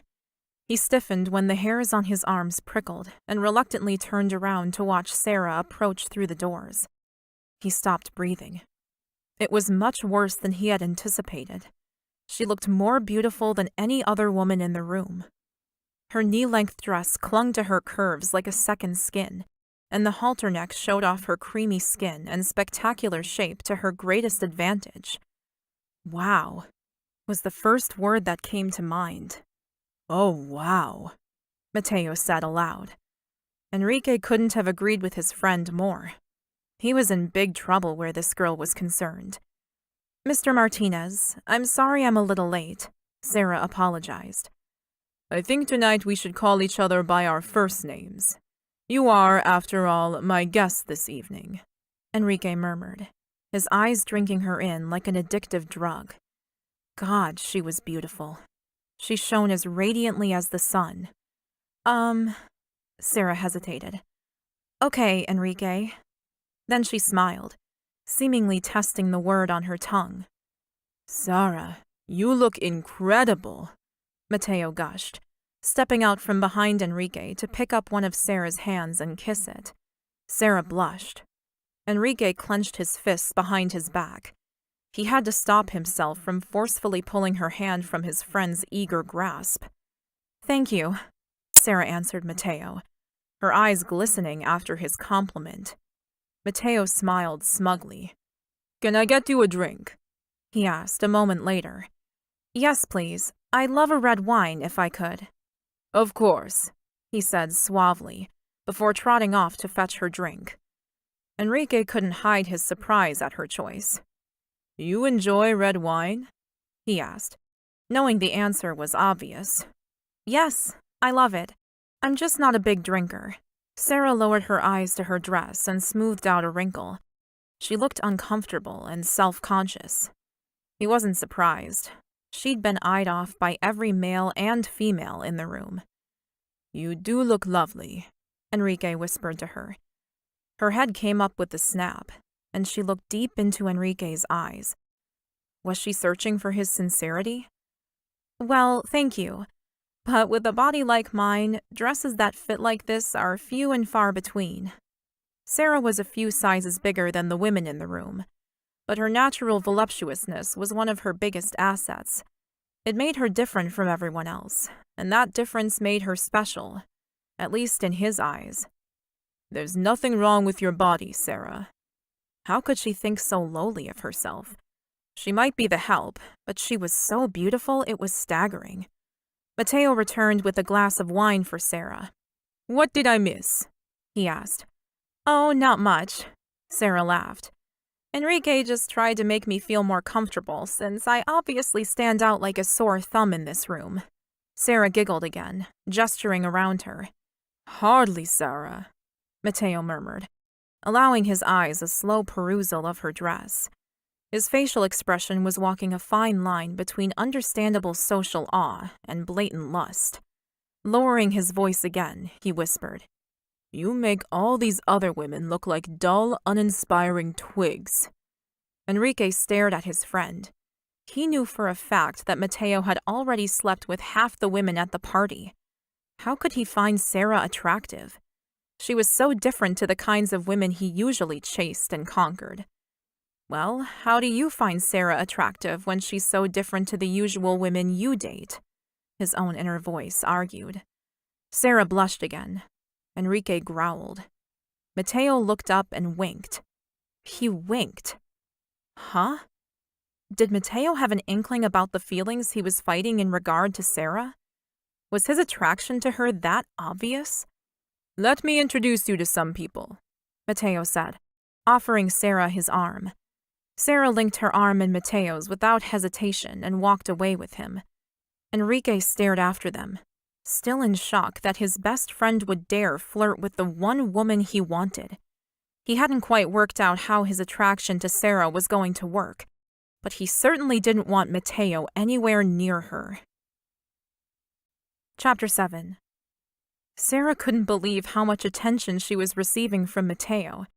He was handsome and very charming. However, the only man she had ever wanted in her heart and her bed was on the other side of the room. The rest of the night passed quickly as she made small talk with some of the most beautiful people she had ever seen in real life. All of them were successful, stunning, and came from money. It was evident that Enrique didn't stray far from his pond when it came to his social and business life. Sarah should have felt like a fish out of water, but that was hard with Mateo there by her side the whole night, always offering a compliment or a hand around her waist when necessary. It was lovely, and she appreciated it.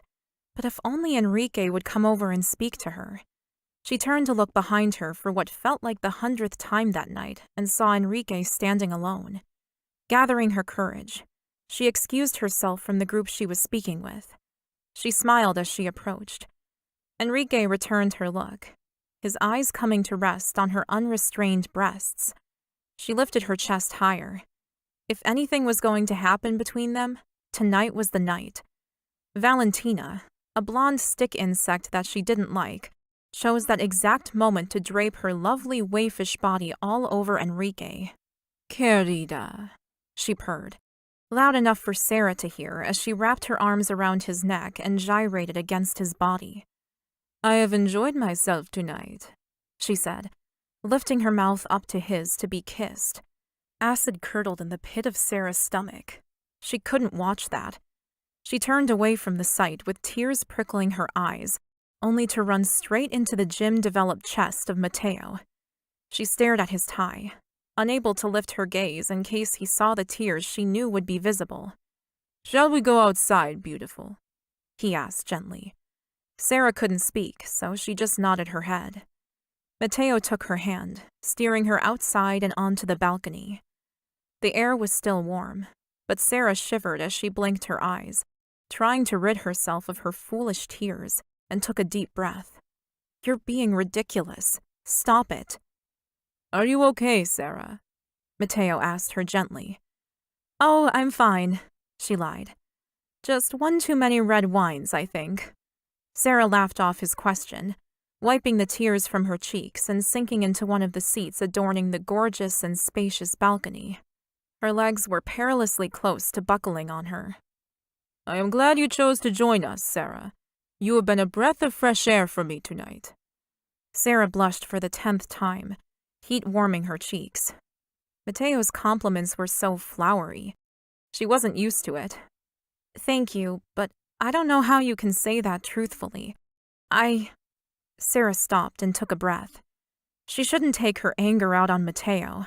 I'm not thin and sophisticated like those women in there. I don't have some fancy career to impress you with. I don't know why you've bothered with me all night, if I'm being honest. A half sob rose from Sarah's throat as she voiced her last words, and she swallowed it down with a concerted effort. How embarrassing. Mateo laughed. He actually laughed. She lifted her head and frowned at him. Then he sat down, put his arm around her, and gave her an unexpectedly comforting squeeze. The anger that had risen so quickly died a swift death, and she leaned into him with the genuine human need for compassion and friendship. Sarah, you are more beautiful than all of those women because you are different. Your passion for your career is inspiring, and your heart is warm. Sarah smiled, a solitary tear rolling down her cheek. Oh, I'm sorry. I don't know what's wrong with me. Wiping away the tear, Sarah tried for a laugh that came out half-choked. Again, Mateo gave her that soft chuckle. I do. And if you and Enrique don't get your act together, I will be very disappointed in you both. Sarah twisted around and stared at Mateo, stunned into speechlessness. He didn't believe. Surely not. I don't know what you mean, she gasped, trying for a sophisticated reply and failing miserably. You know exactly what I mean. And if I might be so bold as to say, I am a little bit envious of my old friend. It's not every day a girl like you walks into our lives. His tone was light, yet his eyes betrayed his seriousness. Oh, Sarah was caught. What could she say to that? You are very kind, Mateo. I have appreciated everything you have done for me tonight. But, yeah, I know. Mateo laughed again. He grasped Sarah's chin and touched his lips to hers briefly. Let's get you back in there. What is it with these Spanish men?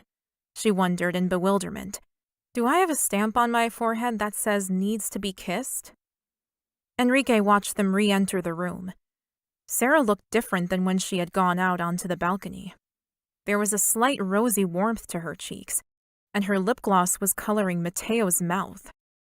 He should have, and could have, run over there and punched his best friend in his fucking face.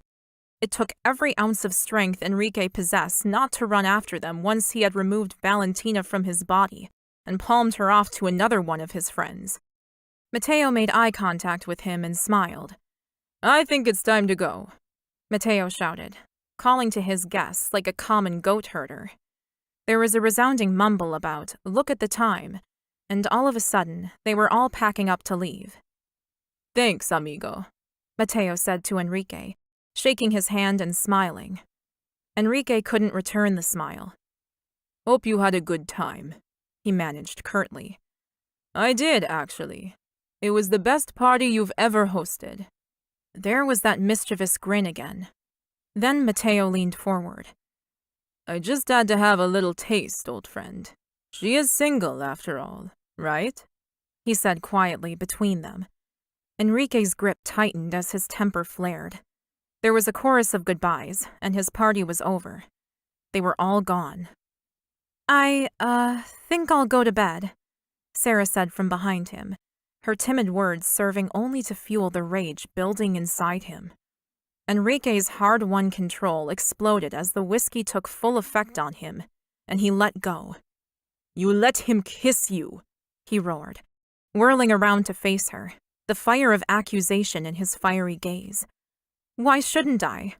Sarah challenged him, setting her chin in defiance. Do you know how many women he's been with? He will chew you up and spit you out like every one of his whores. Enrique bit out the words. letting his temper and his jealousy run away with his good sense. Whack! The palm of her open hand landed a clean blow on his cheek, and fire exploded across his face. Bursting into tears in a flurry of curves and emotional devastation, Sarah ran from the room. As the cold dread of his actions settled over him like an icy mist, Enrique nursed his burning cheek. What on earth have I done? Mierda. Chapter 8. Enrique stood in the dining room for at least 5 minutes after Sarah fled from the room, playing the night over in his head like a broken record. How could he have been so cruel to her? She had come to the party at his request, and she dressed up for his party when she never dressed up. Not only that, but she had talked to and impressed his well-to-do friends. Not at all an easy task. Truthfully, he knew exactly why he had been so cruel to her. He was jealous as sin. A shudder rippled through him in recognition of the truth. He was jealous of the way Mateo had touched her throughout the night. Jealous of the attention Mateo was allowed to give her while he, Enrique, had to stand back and watch like an everyday sucker. Though, thinking back on what he'd witnessed after their supposed kiss, Sarah's lips had not been swollen. There had been no lust-glazed look in her eyes, and her hair had still looked picture-perfect. All that added up to the fact that Mateo hadn't kissed her for long, or with much passion. At least that boded well, if such a thing could be said. Sarah hadn't given herself over to his friend the way she had for him. He clenched his fist and tore it through the air in exasperation. Why was it that every time Sarah was around, he forgot she was Amalia's nanny? He paid her to be here. Why couldn't he feel the same way about her as he did everybody else in his employ? Why couldn't he just view her as the help? Amalia loves this woman. A horrible realization hit him with the weight of a fist to his stomach. What if Sarah decides to quit because of what I said to her? His blood ran cold in an instant. He couldn't have that. It would destroy his niece. She'd been through too much already. She couldn't lose Sarah, too. And it was this justification that spurred Enrique upstairs and to her bedroom. He lifted his hand and knocked on her door twice before daring to speak. Sarah, please open the door. I need to talk to you. Sarah opened the door, looking positively horrible. Her poor nose was bright red, her cheeks blotchy with tears. Can I come in? Enrique asked, not wanting his whole house to hear him apologize to her in the hallway. He never apologized, after all. It's your house, Sarah tossed back at him, throwing her hands up in the air. I shouldn't have said what I said to you just now, Enrique admitted, stepping into her room and shutting the door behind him. She'd made changes to his guest bedroom. The traditional Spanish watercolor paintings had been taken down, and in their place were enlarged photos of who he had to assume were her parents and friends. There was also a lovely, colorful handmade quilt on the bed that Enrique had never seen before. The room didn't look like it belonged in his palatial house anymore. It looked like her, and yet it felt more like home than any other stuffy, soulless room in his house. He coughed, clearing his throat as he squashed his tender thoughts into a tiny box and to the back of his mind where they belonged. Then why did you, Enrique? Because no one has ever said such a horrible thing to me before. Never. Well, Enrique stopped, the words dying on his tongue. Well? Sarah demanded, hands on her hips, legs spread wide. She was a real sight standing in the middle of her room. She was fierce and furious, despite her sadness. Well? She practically screamed when he failed to answer her in a timely fashion. I was jealous, okay? Is that what you wanted to hear? Enrique roared back before turning his back on her, his pulse thundering in his ears. But why? Sarah asked, her tone surprised and her eyes wide. You're the one who keeps rejecting me, she reasoned. Why? Enrique repeated, spinning back around to face her, fire in his eyes. How can she not understand? In 2 strides, he covered the room and took her into his arms. He wrapped his hands around her waist and pulled her roughly against him. Sarah didn't fight him. Instead, She thrust her fingers into his hair and kissed him on the mouth. She met his force with equal strength and passion as their tongues collided and danced. Enrique's hands roamed over her voluptuous, goddess-like body. She moaned against his lips in wordless invitation. Enrique broke the kiss and gazed down at her. I want you so much, Sarah. Tell me if you don't want this. Please. He rasped with need. Every muscle in his body coiled and ready to spring into action. His nanny smiled, almost sadly. You are so beautiful, she whispered, staring up into his dark eyes in return. She cupped his jaw tenderly with a look on her face that he'd never seen before. Enrique's heart cracked a little. Beautiful. Me? You're the one that's beautiful, Sarah. Too beautiful. I couldn't keep my eyes off you tonight, he told her between feverish, stolen kisses. Really? Sarah's eyes grew wide with surprise once more. Enrique laughed at her shocked face, bringing a smile to Sarah's lips. And I have wanted to get you out of this incredible dress all night. Sarah stilled in his arms for a moment, as though she was stunned. Then she stepped back from his grasp. Well then. Undoing the zip behind her and unfastening the tie at her neck, she let the dress slide down over her hips and to the floor. Enrique stared. He couldn't not. She was every bit the goddess he had imagined she would be. With long, firm legs, curvaceous hips, a slender waist, he could devour her for days. Enrique growled low in his throat. Bending his head, he took her flesh into his mouth and feasted, teasing it between his tongue and teeth. She tasted like sunshine and sweet strawberries. Sarah's back arched and her head fell back. Sarah's hands moved to the buttons of his shirt. She seemed to know precisely what he was thinking. Chapter 9. His words held a promise in them that he intended to keep. Sarah planted frantic kisses all over his neck, running her hands down his back and around to the front of his defined hips in fevered desperation. Now it was Enrique's turn to pull away from her. Her intensity made his chest hurt and his head spin. How would he ever go back to forced oohs and ahs after this? How would anyone else please him when he had experienced a woman like this? No fair, Sarah pouted. I already want you too much, beautiful, he said. I'll let you touch me later. Enrique pulled her forwards, tasting her sweet mouth again as his fingers found the sweet spot of her desire. She moaned into his mouth and pressed herself further into his ready hands before Sarah groaned again with abandon. Later, she cried out in pain, her fingers digging into the mattress. God, he cursed as his body registered her untouched state, even as it welcomed him, sheathing him like a glove. Shocked, he moved to withdraw. Why didn't she tell me? He thought. Sarah wrapped her legs around his waist and reached up to pull him closer. Please don't stop, Sarah begged, blinking away tears. You should have told me, Enrique bit out, upset with himself for not knowing, for not realizing before it was too late. And yet, she was so beautiful, and 26 years old.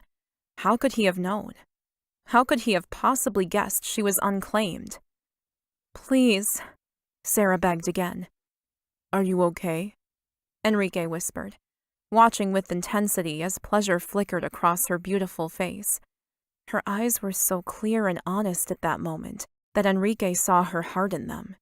He looked away, too afraid to admit to what she had to give him, too scared that if he looked too long into her eyes, he would be lost in them forever. Afterward, she whispered, Please don't leave yet. Sarah begged him, sitting up and reaching out for him. No, he wouldn't leave her yet. If he only had tonight to be with her, then he would enjoy it to its full extent with no regrets. I'm not going to leave you, querida. But I think we should have a shower. Sarah blushed. I'm sorry I didn't tell you, Enrique. I honestly didn't plan on this happening. And then it was... and I just didn't think it mattered. Sarah dropped her gaze and looked down at the ground. Oh, it matters, Sarah. I would have been so much gentler with you if only I'd known beforehand. Enrique lifted her chin with his finger so that she would look at him. I am truly honored to have been your first, he told her solemnly, the Spanish male in him puffing up his chest with pride. Shall we shower? He suggested, tapping her bottom in the direction of her ensuite. Sarah laughed and started toward the bathroom before stopping mid-step. Do you think we should have, Enrique didn't understand what she meant, and he raised his eyebrows. Should have, he prompted. Should have used protection, she finished. A Spanish expletive hissed from between Enrique's lips, and panic filled him. I cannot believe I didn't use anything. Of all the stupid things to do. In 20 years, he had never made that mistake with a woman. No wonder he had come so quickly. She had felt so unbelievably good without that thin layer of artificial skin between them. Well, I'm healthy, Sarah. I can promise you that. I get regular checks. There's nothing for you to worry about. Good to know, Sarah said sarcastically. I only meant... Oh, it doesn't matter, Enrique muttered. This type of discussion was fast killing the atmosphere between them. I'm going to my room to get some protection for us. You jump in the shower. I'll meet you there. Enrique paused as Sarah's expression was one of shock and confusion. You want to do it again already? She blurted out, her cheeks flushing crimson. Enrique grinned at her and took her into his arms once more, kissing her soundly until they were both aroused and in need again. I guess that's a yes. Sarah laughed when she came up for air, then shyly peered up at him from between her eyelashes. Thank you for making tonight so wonderful. His heart swelled, and he fought off the feelings surrounding what they had just done. But how could he make her understand such a thing without causing heartache? He lowered his voice to a more serious tone, hoping it would impart what mere words couldn't. Sarah, I have to tell you. I cannot promise you anything except what we have right now. Could this be enough for you? He had to be as honest as he could be, given the circumstances. There was too much at stake for such risks. She smiled seductively up at him. We're both clean enough now. I think we should enjoy each other a little more. Enrique laughed with her as she handed him a towel. Throughout the night, Sarah kissed every inch of Enrique's body, and he hers. He learned it in so much detail he could have painted it on canvas come morning. Chapter 10. Sarah awoke early, as she always did, and reached out longingly for Enrique's sculpted body. He was gone. She knew he'd slept some of the night with her, at least, because she had fallen asleep in his arms. Stretching her limbs, she realized with some shock that her body ached in places that had never ached before. A moment later, her hand floated down to her lower belly, hoping that their first time together hadn't inadvertently created anything that he would not welcome. Shaking off the unwelcome thoughts and uncertain possibilities, she showered, dressed, and made her way down to Amalia. The rest of the day flowed on like most others, except that she received a handwritten note at 6 p.m. accompanying the empty plate that should have held her dinner. It read, Have dinner with me tonight. See you at 8 p.m.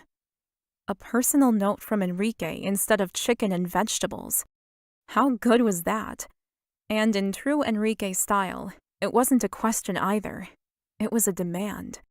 It made her smile. Sarah dressed in her new white silk blouse and a simple but classic black skirt. If Enrique was going to make a habit of inviting her to dinner, she would have to do some more shopping for appropriate evening wear. Without delay, she found her way to the expansive and sumptuous dining room, and Enrique was already there, standing by the crackling fireplace, waiting for her. Good evening, Sarah greeted him warmly. She stopped just in front of him, not quite sure how to greet him in public yet. As usual, he looked unbelievable. He wore tailored gray pants and had been poured into a black shirt that clung to his muscular body. Good evening, Sarah. Enrique tilted his head slightly towards her in greeting. Oh, okay. So no kissing in the dining room. Sarah made a mental note. Please, have a seat. Enrique held out the chair opposite to him. The long, elegant dining room table had been set for just the two of them. Sarah smiled and sat down. Is this what it's like to be courted by a prince? She wondered. You look lovely, Enrique told her, raising the wine glass to his lips before taking a large, seemingly nervous gulp. Thank you. I went shopping yesterday in the village for these. There's a beautiful little boutique there that I like. The woman had been lovely to her, and the clothes had fit so well. Spanish designers obviously knew how to dress a woman with curves. He grinned at her. Well, as I am hoping you will join me much more frequently for dinner, perhaps more shopping is in order? I'll set up an account for you tomorrow. Interesting. I would love to have dinner with you more often, Enrique. She said his name slowly, sounding it out for the first time today. However, an account isn't necessary. I'll buy a few more pieces myself, then interchange them for different looks. I want to get you some clothes as a present, Sarah. We will go together then, if you do not want an account. His dark eyebrows were drawn together as though he were displeased. What was with that? She didn't want to be paid in any way for sex. That was damn certain. So why would he buy her clothes just because their relationship had changed? She knew that days gone by, mistresses had all their clothes and luxuries bought for them by the men they serviced, and she certainly didn't want that sort of relationship. We'll see, she said with a polite smile, not wanting to get into another argument. The soup was served, and she began to eat, her taste buds dancing with happiness as the flavors combined in her mouth. The food the chef prepared was always beautiful, but normally quite plain, as she ate what Amalia did most of the time. The little girl didn't have too much of an appetite for bold flavors just yet. The complexity of the soup was just mouth-watering in comparison. She was definitely enjoying the adult dining experience far too much. Do you like the soup? Enrique asked, obviously noticing the way she was both simultaneously savoring and gobbling it up. Oh, I love it, she gushed, her cheeks rosy. This shrimp soup has to be my favorite. Enrique smiled, seemingly happy with how their first date was going. Sarah, I was hoping you might consider coming to an agreement with me. After last night, I am convinced that we both enjoy each other's company. Am I correct in my assumption? Sarah nodded, her hands beginning to shake, so she put the spoon down carefully. Where is he going with this? Her heart began to gallop in anticipation. I cannot commit to a relationship at this point, but I was hoping we could still spend time together. I have my work during the day, and you have Amalia, but we could have dinner and be together afterward. Would that be something you'd be interested in pursuing? Sarah stilled and forced the shock from her mind. He had literally just proposed an employer with benefits arrangement, and she felt hard-pressed not to be insulted by such an offer. It wasn't the least bit romantic. But he was being honest with her, which she appreciated, and was a good sign that he respected her. But could she risk falling more in love with him when she knew he could stop their liaison once he'd had his fill of her? Her head screamed, "No, don't be an idiot." But her heart screamed, "Yes, take whatever you can get." Truthfully, after waiting so many years to feel the passion she'd experienced last night, she wasn't willing to take a chance and wait another 26 years to feel it again. "Yes, I would love that," Sarah answered, giving him one of her biggest smiles. "Good." Enrique nodded once. With that formality behind them, they chatted over dinner about Amalia, the local cuisine, and then wasted no time in heading straight up to Sarah's room. As soon as they crossed the threshold, Enrique scooped her up into his arms and carried her towards the bed like an old-fashioned hero claiming his woman. "Stop! I'm too heavy!" Sarah squealed in protest, holding on tightly to his neck. He was going to hurt his back lifting her like he was. Enrique just laughed as if she'd said something absurd. "God, I want you so bad I can hardly think," he gasped out, placing her in the middle of the queen-sized bed. She stretched out onto her back, heat coiling in the center of her body. She loved that he wanted her. Being desired by such an incredibly good-looking man was a heady aphrodisiac indeed. Enrique stripped out of his clothes, leaving them on the floor. The sight of his magnificent olive skin made her mouth water. She needed to taste him. Now. Struggling out of her clothes as quickly as she could, the need to be as close as humanly possible to him was overwhelming. As soon as she was naked, she reached out and pulled him onto the bed. It was her turn to enjoy him.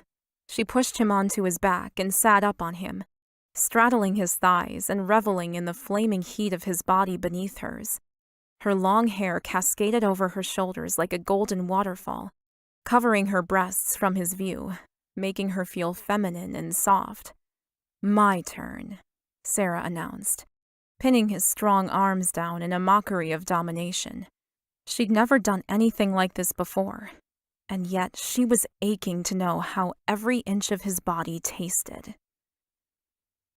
Chapter 11. She began her seduction by kissing him softly on the mouth, teasing him the best way she knew how. Enrique groaned, but didn't stop her from continuing. Although, based on the breathless expletive he uttered, she was pretty sure he wanted to. A long time after, she collapsed onto her side, her breathing heavy.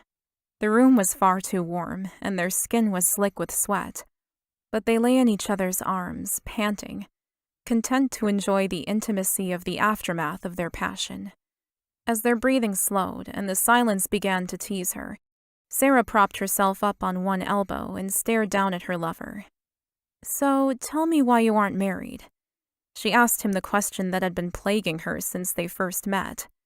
"Tell me why you were a virgin until last night," Enrique countered, a single eyebrow cocked with attitude.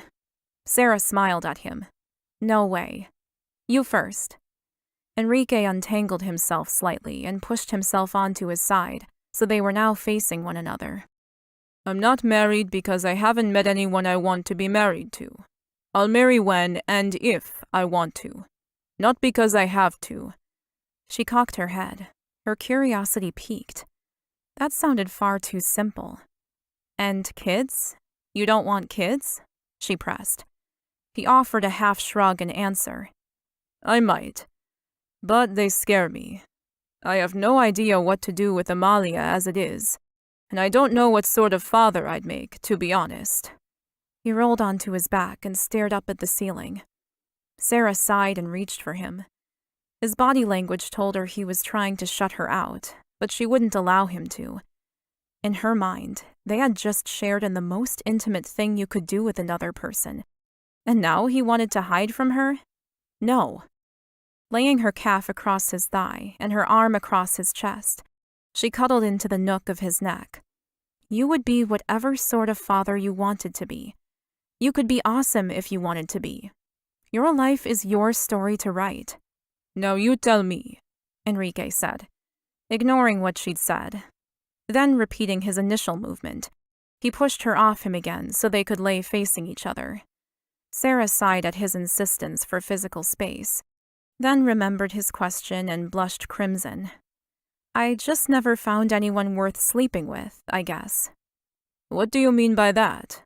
Enrique asked, pushing her for a deeper response. "Well," Sarah swallowed, not quite sure how much to tell him. "I just didn't want to share my body with anyone before now. I mean, I've had boyfriends, but no one I ever wanted to sleep with." "Until me?" Enrique's question reverberated in the room. Isn't the answer obvious? "Until I met you, yes." Enrique groaned and reached for her, kissing her breathless. He reached for another condom, covered himself, and pushed her onto her back. Pleasantly surprised, Sarah raised her knees on either side of his body and reached for him eagerly. "I don't know how this is going to work, Sarah," Enrique admitted softly, stalling. "I don't want to hurt you." Sarah saw pain and worry in his dark gaze and hurried to reassure him. She wasn't sure how this was going to work long-term either, but all her common sense was forcing her to live the dream while she could. The future and the pain, she was sure, would come soon enough. For now, they had each other. It was all that mattered. "You won't," she soothed him. Enrique didn't need much convincing. Sarah's head fell back as unshed tears fell from her eyes. Sarah gasped as the pleasure built, and then crashed over her with the brutality of a tsunami. It swept her away and she shuddered, whispering his name into the night. Chapter 12. The next 3 weeks passed like a dream for Sarah. Each day she spent with a little girl she loved. A little girl who was learning Spanish at a rate of knots and was funny and smart, who needed cuddles more than any other child she had ever looked after. To say she was in love with Amalia would have been an understatement. She saw Enrique at 6 p.m. with Amalia, where he always treated her with the due respect of his niece's nanny. The way he called her Miss Lewis almost always made her giggle, but she did her best to hold it back. After 8 p.m., she was Sarah, his lover, and he treated her with all the respect and love that she could hope for. Some nights they sat in the dining room talking for hours, while others she had barely eaten her dessert and he was whisking her upstairs for a passionate fuck. His appetite was insatiable, and some days she went down for a nap with Amalia in the afternoon because he had allowed her only a few hours of sleep the night before. Sarah found herself falling more in love with Enrique as each day passed. Her period was a week overdue, but she was ignoring it, thoroughly convinced it was just late. She allowed herself to be fooled.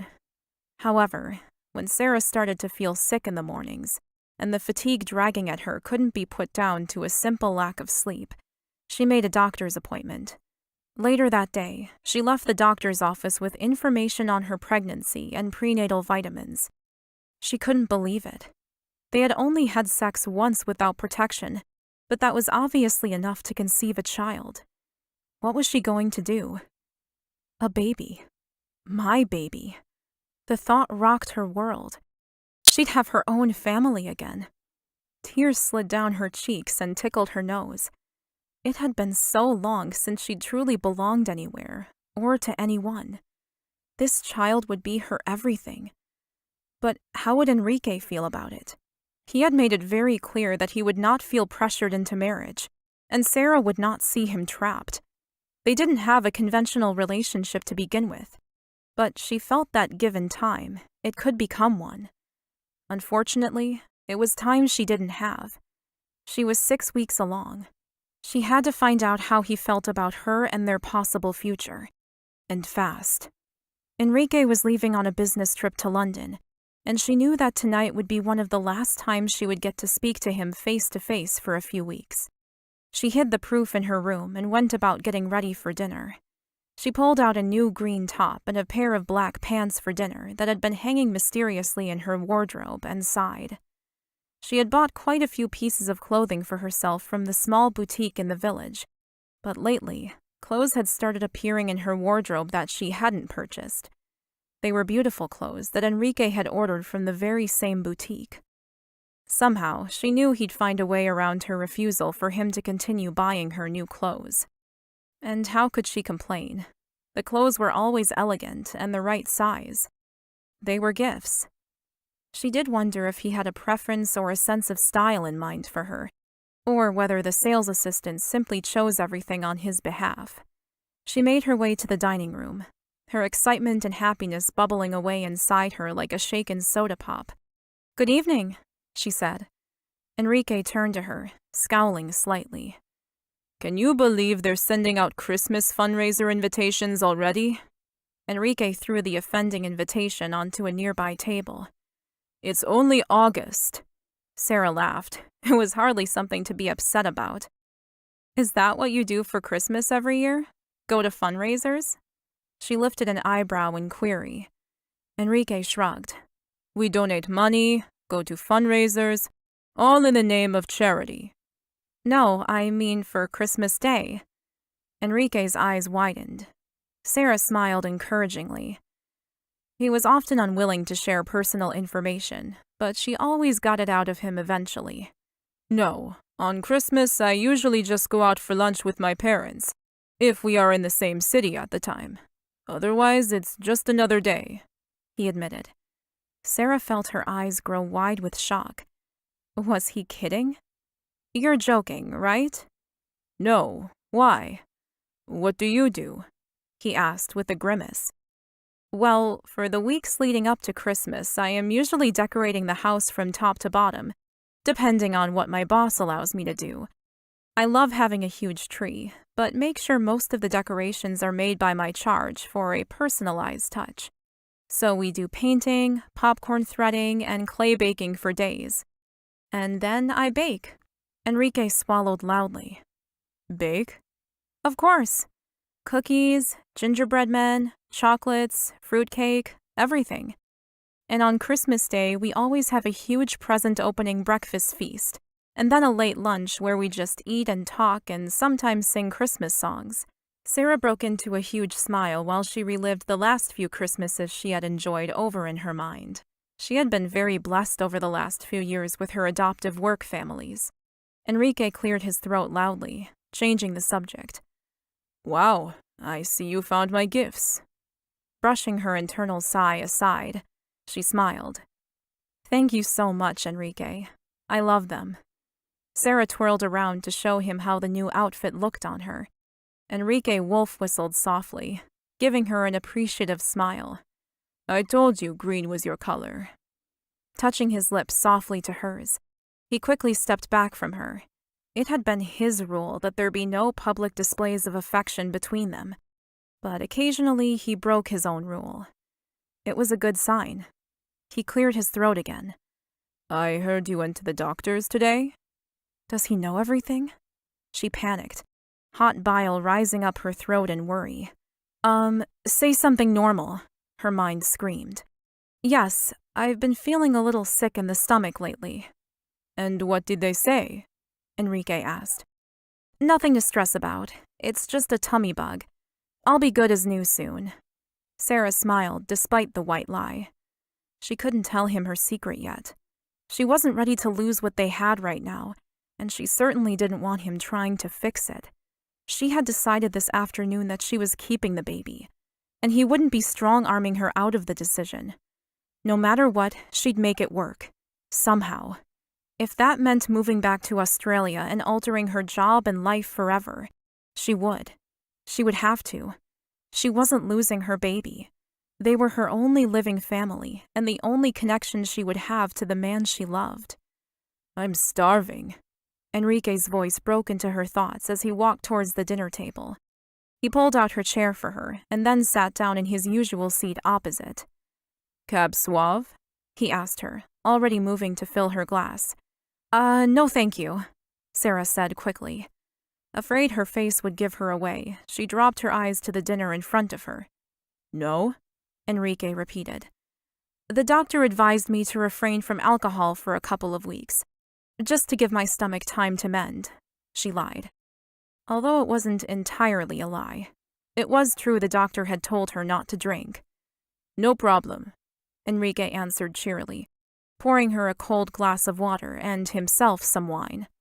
He chatted about his work throughout most of the meal, and during dessert he asked her about her day. So how was Amalia today? Beautiful as always. Sarah sighed. I read to her, and we did our Spanish lesson together with the new tutor. We went running, and of course we did our swimming lesson. The funniest thing today was when she told me that I must love her, and when I asked her why, she said, "Because you're all shiny." I've never laughed so hard.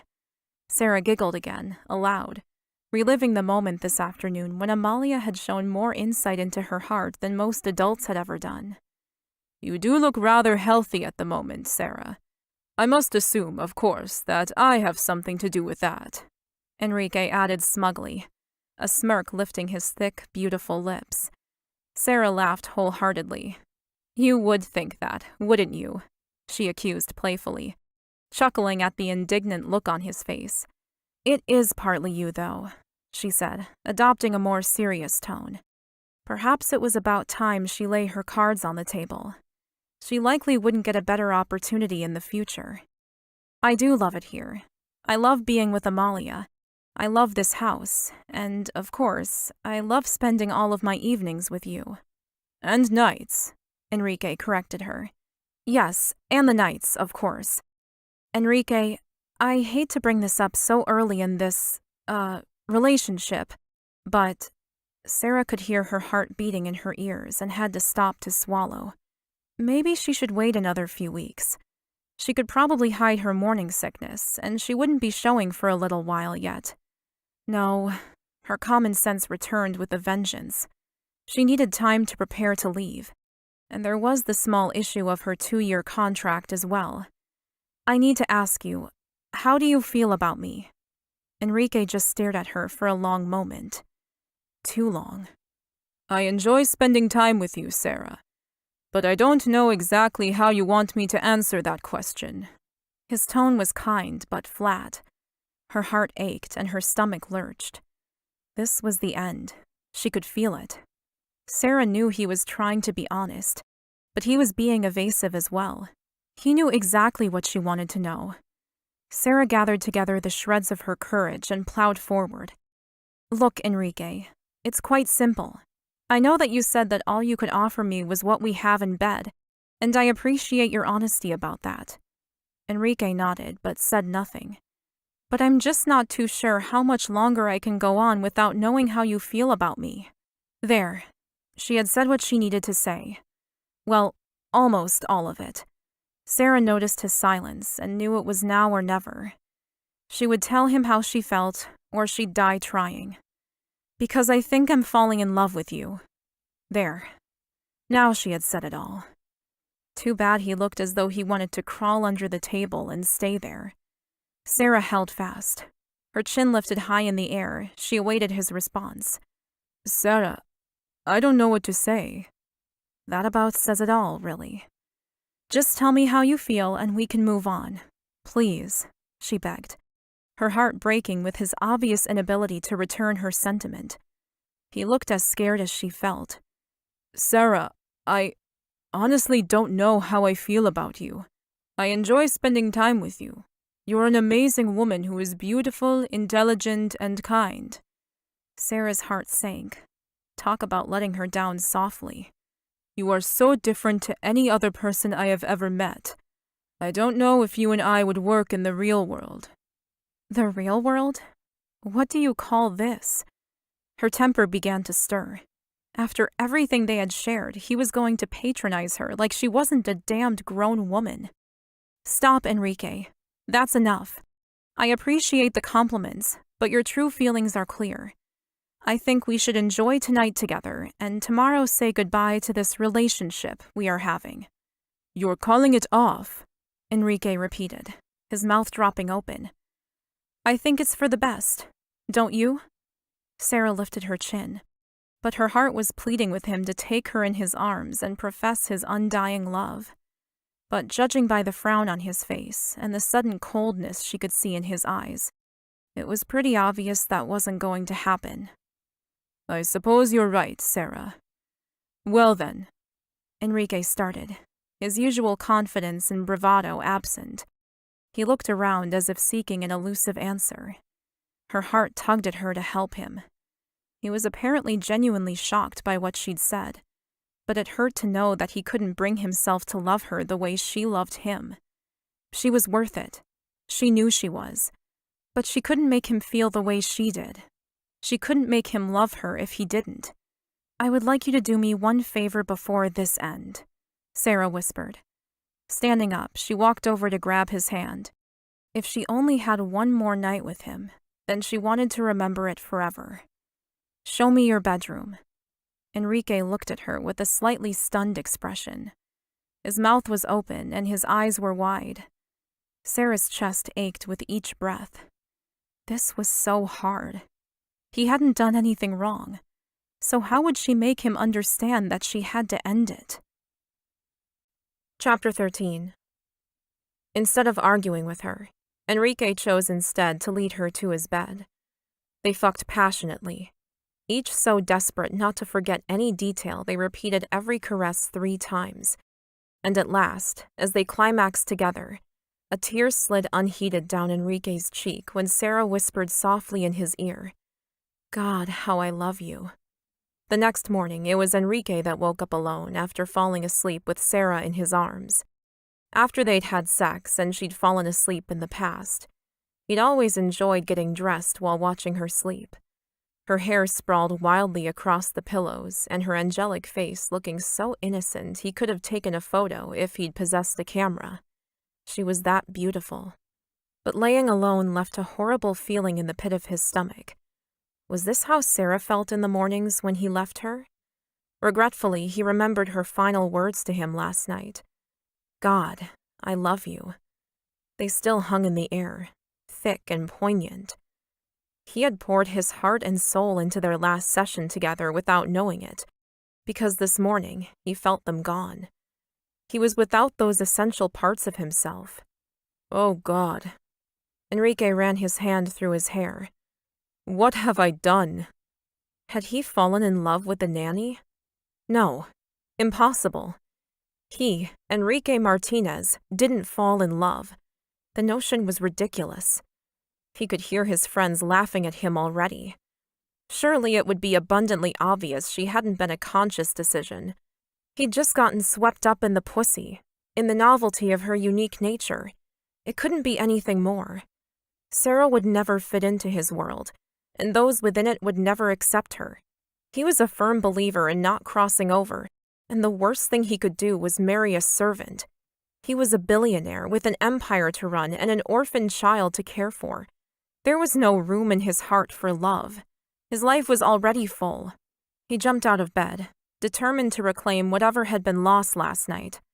Sarah had decided at dinner that it was the end of them, and despite his resistance to the relationship ending earlier than he'd have liked, he'd respected her choice. That's what rankles you, isn't it? Whispered his inner voice. It was her choice, not yours. When had that ever happened before? Enrique shook his head clear of the dark thoughts and quickly checked the bag Ricardo had packed for him to take to London. But instead of feeling energized and excited, he was lost, with no idea of which way to turn.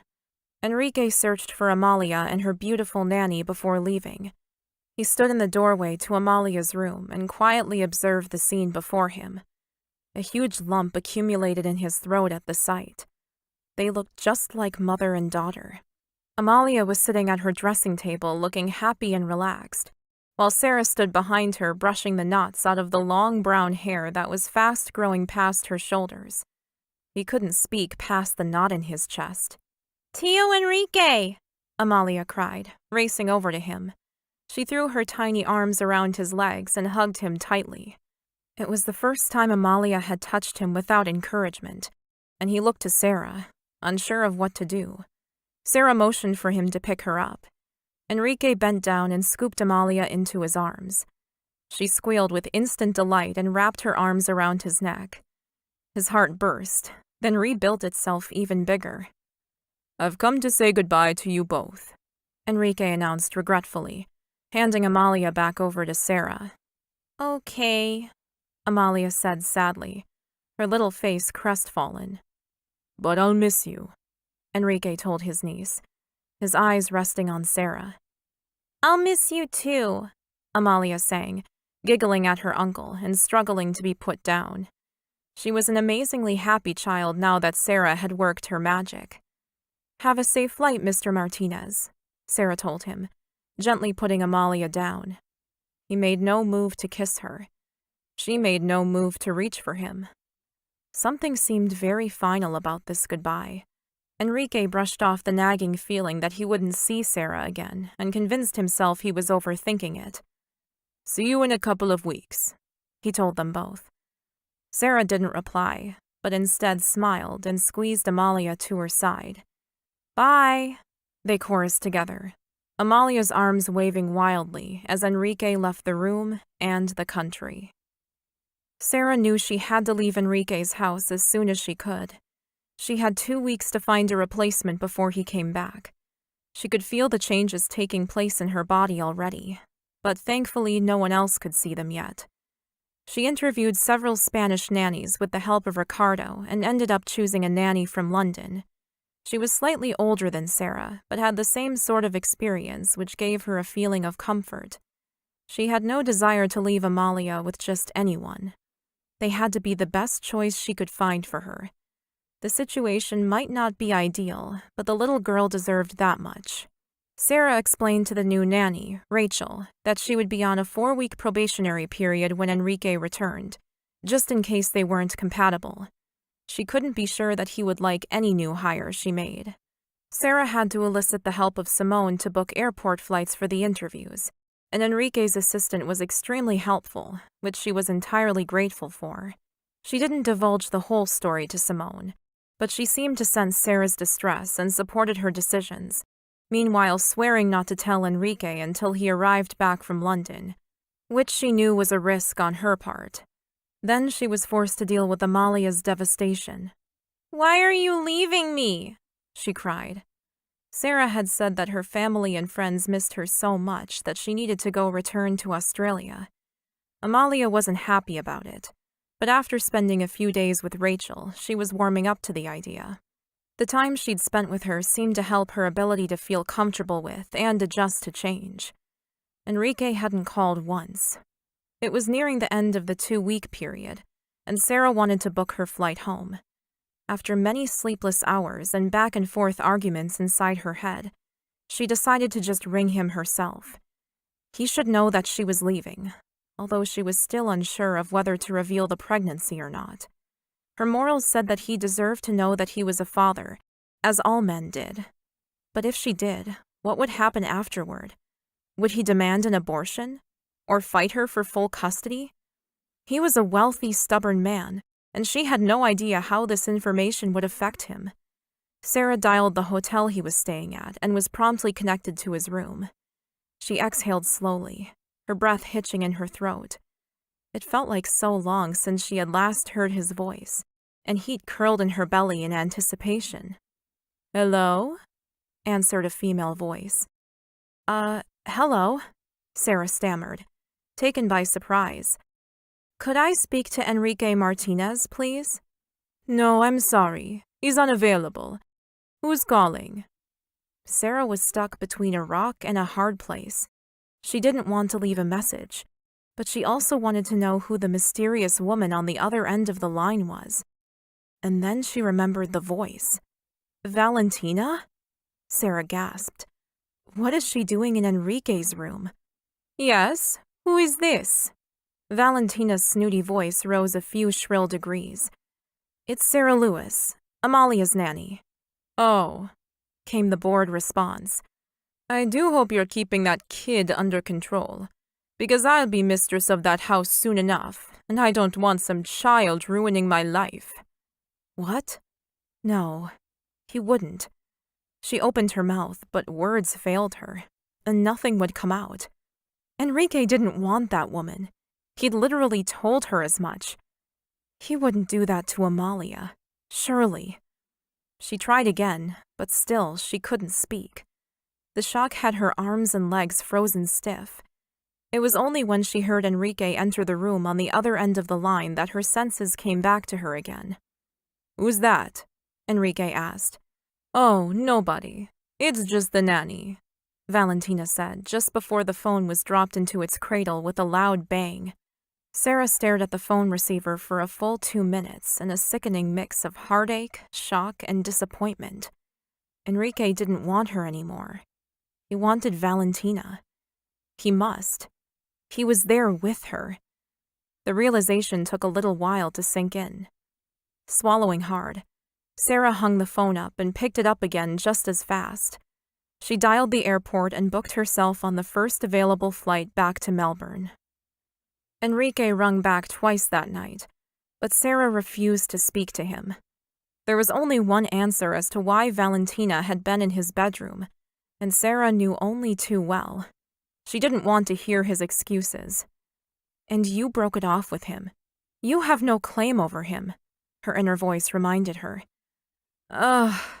She sighed in frustration, then rubbed her stomach reassuringly and tried to talk herself into being calm. It was true. She had no reason to be mad. She had been the one to end it. But every cell in her body vibrated with anger and betrayal. How could he? And so soon after they'd been together. She heard someone cough behind her and turned around. "I really don't think you should leave so soon, Sarah." It was Ricardo. His thick accent cut through the cloud of despair surrounding her. "Oh, but I have to," she lamented. "No, you don't. Stay until Enrique has returned." "No, I don't think so, Ricardo. Thank you for helping me while I've been here. You have been wonderful." A tear slid down Sarah's cheek. She would miss her life here. The people, the house, and Amalia. "You should stay," he continued. "I know how much you care for Amalia, and for Enrique. They would be lost without you." Sarah choked on a laugh. Amalia loves Rachel already, and as far as Enrique goes, well, I think he will do just fine without me. "Sarah, Enrique cares about you a lot more than he would lead you to believe." A sob broke free of Sarah's strangled tight throat. "I'm afraid he doesn't. He was with Valentina when I called tonight, and she informed me she would soon be mistress of this house." "Never," he whispered, his olive complexion paling. "I'm afraid so," Sarah whispered back. "Enrique does not love that woman. He would never marry her." Ricardo's tone was comfortingly adamant. "I don't think Enrique cares whether he loves her or not. He would see it as a good merging of their bloodlines. They're both beautiful, upper class, and wealthy. It would be viewed as a smart match." Ricardo snorted. "Sarah," Ricardo addressed her and came forward to hold her hand. "I have worked for Enrique's family since before he was born, and I can tell you, he has never looked at any other woman the way he looks at you." Ricardo's words made Sarah gasp, her heart wanting that to be the truth so very badly. "Don't falter now. You're almost home." She licked her lips and steeled her will. "Well, if that's true, Ricardo, it doesn't seem to be enough." With a sigh, she removed her hand from his and retreated to her bed. Sarah cried the whole night. It would be her last night in the bed that had changed her life. The bed in which Enrique had unknowingly taken her virginity. The bed where they had made their baby. The bed he had taught her countless new things about her body and its pleasures. The next day, Sarah was up at the crack of dawn and had left the house before most of the staff had even awoken. Kissing Amalia goodbye in her bed for the last time, she stepped into the limo drenched in tears and rode away from the Martinez manor and Enrique. Forever. Chapter 14. Enrique returned home the next evening. He couldn't have been happier to be away from London's drab weather and back in his beautiful, beloved Spain. He was looking forward to seeing Sarah, too. He'd missed her. And he didn't just miss the sex, although that was a definite highlight to their relationship, and he couldn't wait to get her naked and under him again. But instead, he found that he missed their dinners together, her company, and her constant badgering at him for details about his life. Enrique didn't know what he wanted from her, but he knew he wanted to be around her. He was sure they could come to some sort of compromise. As he walked into his home, something was different. He looked around the foyer. Something felt like it was missing. Enrique greeted Ricardo and noted the old man's face looked uncomfortable. Odd. Not stopping to think about it, Enrique bounded up the stairs and into Amalia's room. Empty. Noting the time, he realized that Amalia and Sarah would, of course, be swimming before dinner, as was their routine. Without a moment to waste, Enrique bounded back down the stairs, smiling as he headed for the pool. He stopped about 10 meters from the pool, and his smile inverted in a single heartbeat. The realization hit him like a cold shower. The woman in the water playing with Amalia was not Sarah.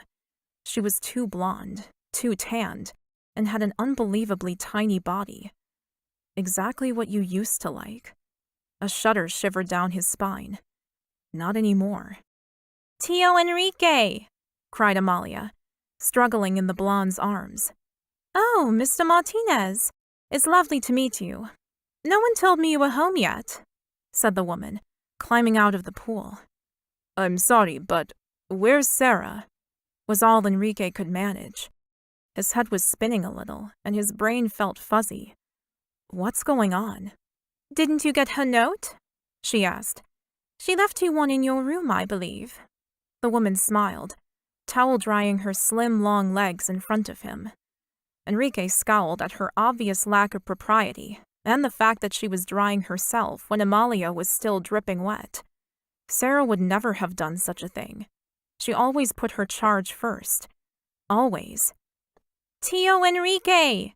Amalia cried to him again, lifting her arms to be picked up. Enrique gladly scooped his niece up, not worrying that her wet body now clung to his silk shirt.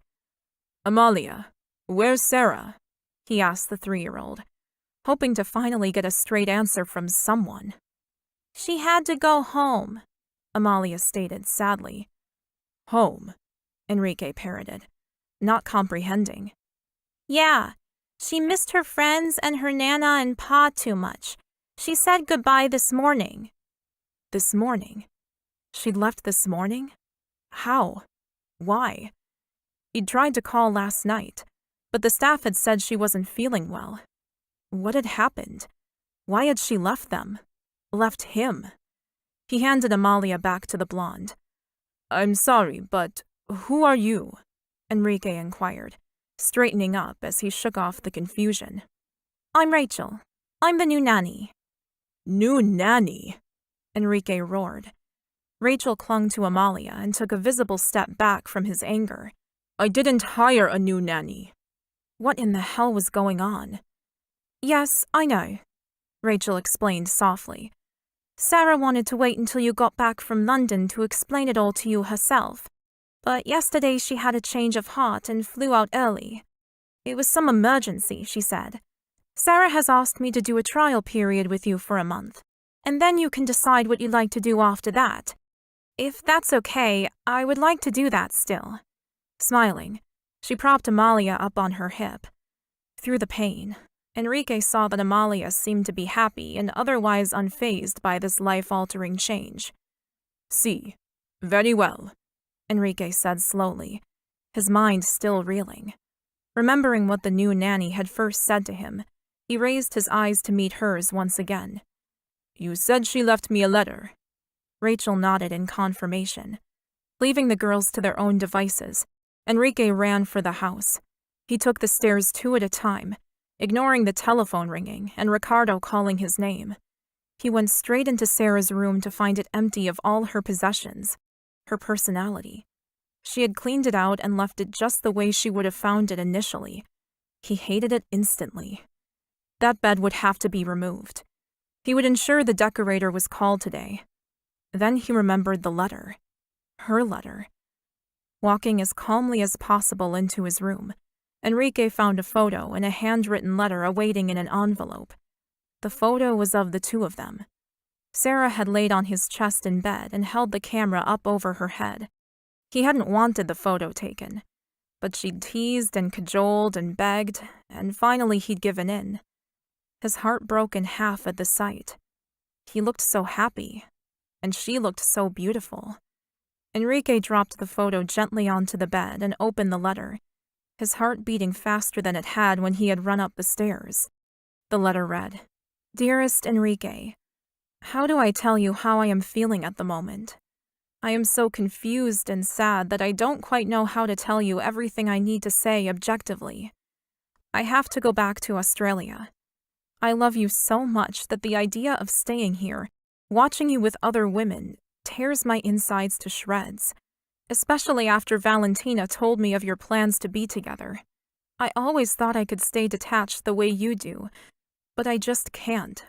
I'm sorry. I know you can't change, and I don't want you to. You are beyond beautiful in every way. Thank you for everything you have shown me. The last 2 months have been so wonderful. I don't regret a thing. Simone has my number if you have any questions. But otherwise, Enrique, goodbye.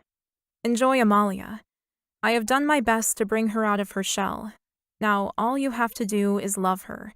It's not hard. Trust me. Sarah."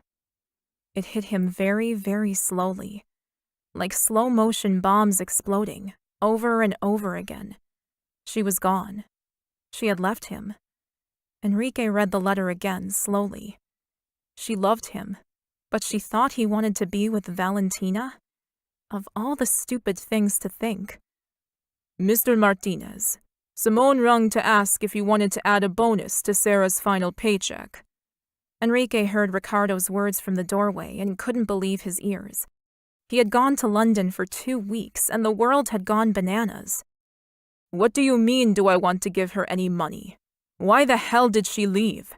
Enrique demanded, shouting at the elderly gentleman. Ricardo merely raised his eyebrows at Enrique's aggressive and accusatory tone. Enrique immediately forced himself to calm down. In the absence of his father, the man in front of him had often guided and helped him. He deserved better than this.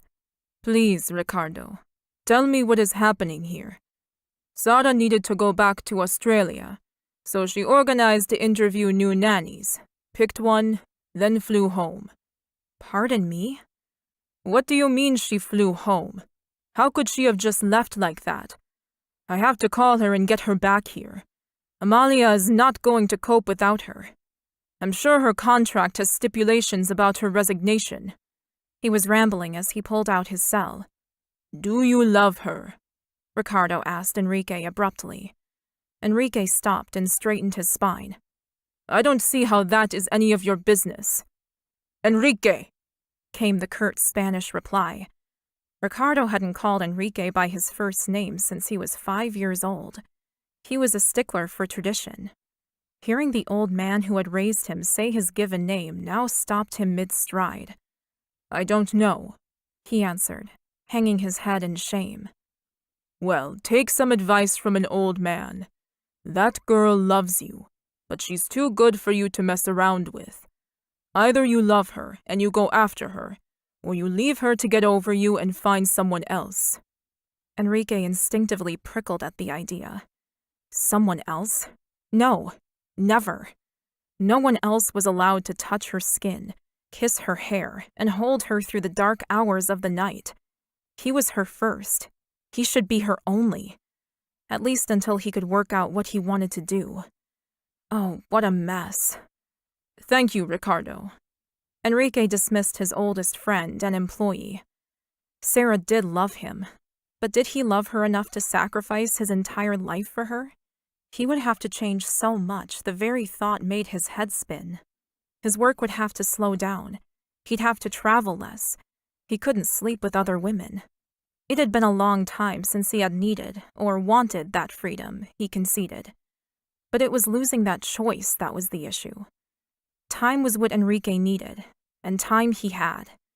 He lay down on the bed and slowly fell into a deep sleep. A single thought taunted him as he drifted off. He hadn't even kissed another woman when he had been in London. He hadn't even wanted to. Chapter 15. Sarah was tired. Her feet were aching and her back was sore, partly from her belly bump that protruded adorably from her body, and partly because of the children she had spent picking up all day. It was just over 4 months since she had left Spain, but it felt like 4 years. Sarah had fallen straight into a job with a local daycare center, which was working out beautifully. The hours were a regular 8 a.m. to 4 p.m., or 9 a.m. to 5 p.m., and she got to retire to her own home after work. Home, when she first moved back to Melbourne, had been her best friend Tanya's house. But a month later, she'd found the perfect unit. It had 3 bedrooms, was 1 level, and in a block of only 2, on a nice quiet street not far from her work. Sarah had the deposit saved, but was worried about how she would support herself long-term once the baby arrived. Her answer came in her final paycheck from Enrique. It was a huge bonus, and was more than enough to put the down payment on the house. Sarah had been shocked, and sarcastically told herself it was for services rendered. She'd almost sent it all back in anger. Under the deluge of pregnancy hormones and bodily changes, she had been a little nasty in her 2nd trimester. Instead, she used his money on the house for her and the baby, justifying that the whoring money would be the only child support she would ever receive. Our baby. Sarah smiled to herself, rubbing a reassuring hand over her swollen abdomen. Her pregnancy had reached 26 weeks, and she could not be more excited to meet the baby she and Enrique had created together. Her friends thought she was mad for not telling the father, but Sarah kept her secrets close to her chest. No one was finding out the baby was Enrique's. No one. She had gone over that particular fight with herself many times in the past 4 months. He had told her he would only marry when he wanted to. He wouldn't be trapped, and this pregnancy would certainly make him feel trapped. Sarah had too much pride to be married to a man who would feel caged like an animal, against his will. He had made it quite clear how he felt, not only with his words, but with his actions. And to add insult to injury, he never called. Not in all the 4 months she had been back in Australia. Not once. Not to yell at her, not to ask her any questions, and not to beg her to return. There had been nothing. Complete radio silence. If he cared at all, he would have at least picked up the phone and made contact. And although it was embarrassing to admit, she was still in love with Enrique. She kept newspaper clippings of him to show their baby, and had secretly blown up the photo of them for her room. She loved that picture. He looked so gorgeous, and she looked so in love. It had been a horrible day when she had read about Valentina and Enrique being caught out for dinner in Paris. What they had been doing in Paris, Sarah could only imagine. And she did imagine. And every night she lay in her bed fantasizing about the man who had taken her virginity. Finally, exhausted from her long day at work and the baby growing rapidly inside of her, Sarah fell into a deep and mercifully dreamless sleep. Enrique sat at his dining room table and scowled down at the magazine in front of him. He never read gossip magazines, but this one had been left for him to read, with the appropriate page open and circled in red marker. Only Ricardo would have had the audacity to do it, and he secretly thanked the old man for pointing it out to him. He was guilty of being no saint in the past, but the majority of the published articles about him had been mostly right. This one wasn't. There was a photo of him and Valentina at dinner in Paris, looking quite cozy. The accompanying article suggested that they had been in a relationship for almost 5 months. If Sarah saw this rubbish, she would be mortified. Enrique caught himself thinking that way again, and physically slapped his hand hard against his thigh. Thinking about how the situation would influence that woman, as he called her, had become a full-time occupation. Bringing his thoughts back to the problem at hand, Enrique realized that the article was not only misleading, but it was also completely false. He had been having dinner with Valentina and her parents. However, the photographer had done a good job of making it appear that they were indeed very alone. Enrique scowled again and tossed the offending magazine into the fireplace. "I thought the same thing myself," came a familiar Spanish voice. It was Mateo. Enrique laughed. "Hello, amigo. What brings you here?" Enrique stood up to greet his friend with a hug and a kiss on each cheek. "Just checking up on you. When I saw the article about you and Valentina, I had to come by and make sure it wasn't true." Enrique laughed again. "You should know I don't go after your sloppy seconds. And you are not totally insane," Mateo finished for him. "True." Valentina was neurotic, spoiled, and not in any way future wife material. "You look like crap. What's been happening?" Mateo asked, sitting down facing Enrique. "Thanks," he answered sarcastically. How did his friend know him so well? "Talk," Mateo commanded, interlacing his fingers over his chest and leaning back in his chair. "I don't know what you want me to say. I think I need a holiday," Enrique lied. "You? A holiday? Why?" The last time he'd taken a non-working holiday was when he had finished university, and that was over 10 years ago.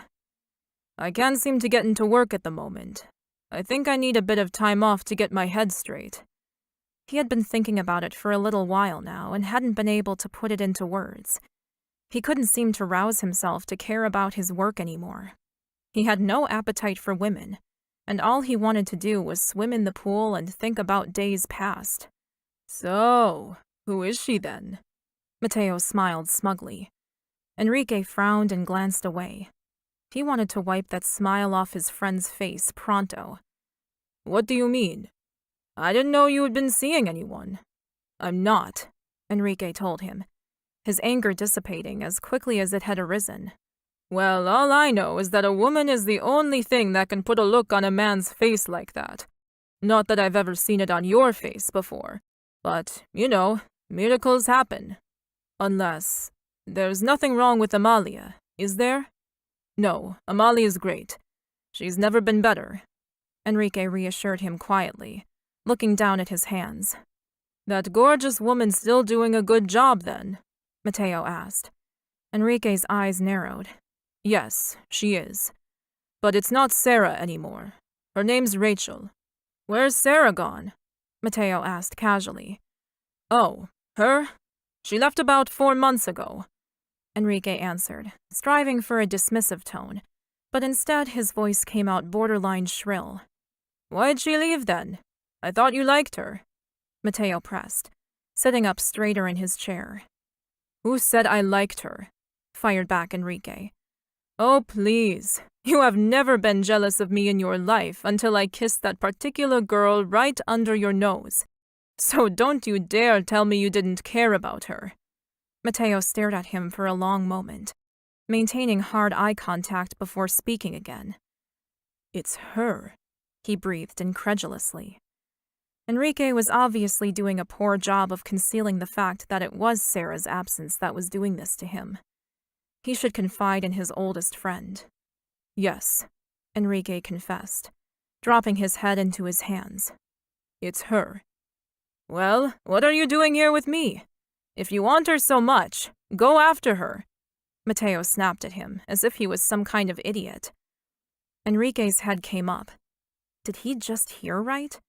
Had Mateo seriously told him to go and get Sarah the nanny? Oh, how I want to do that. The life he'd thought he'd always wanted no longer mattered, not without her in it.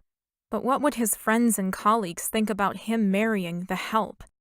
They would laugh in his face. I couldn't do that, Mateo. You know that. What would people say? Imagine the tabloids. Mateo snorted.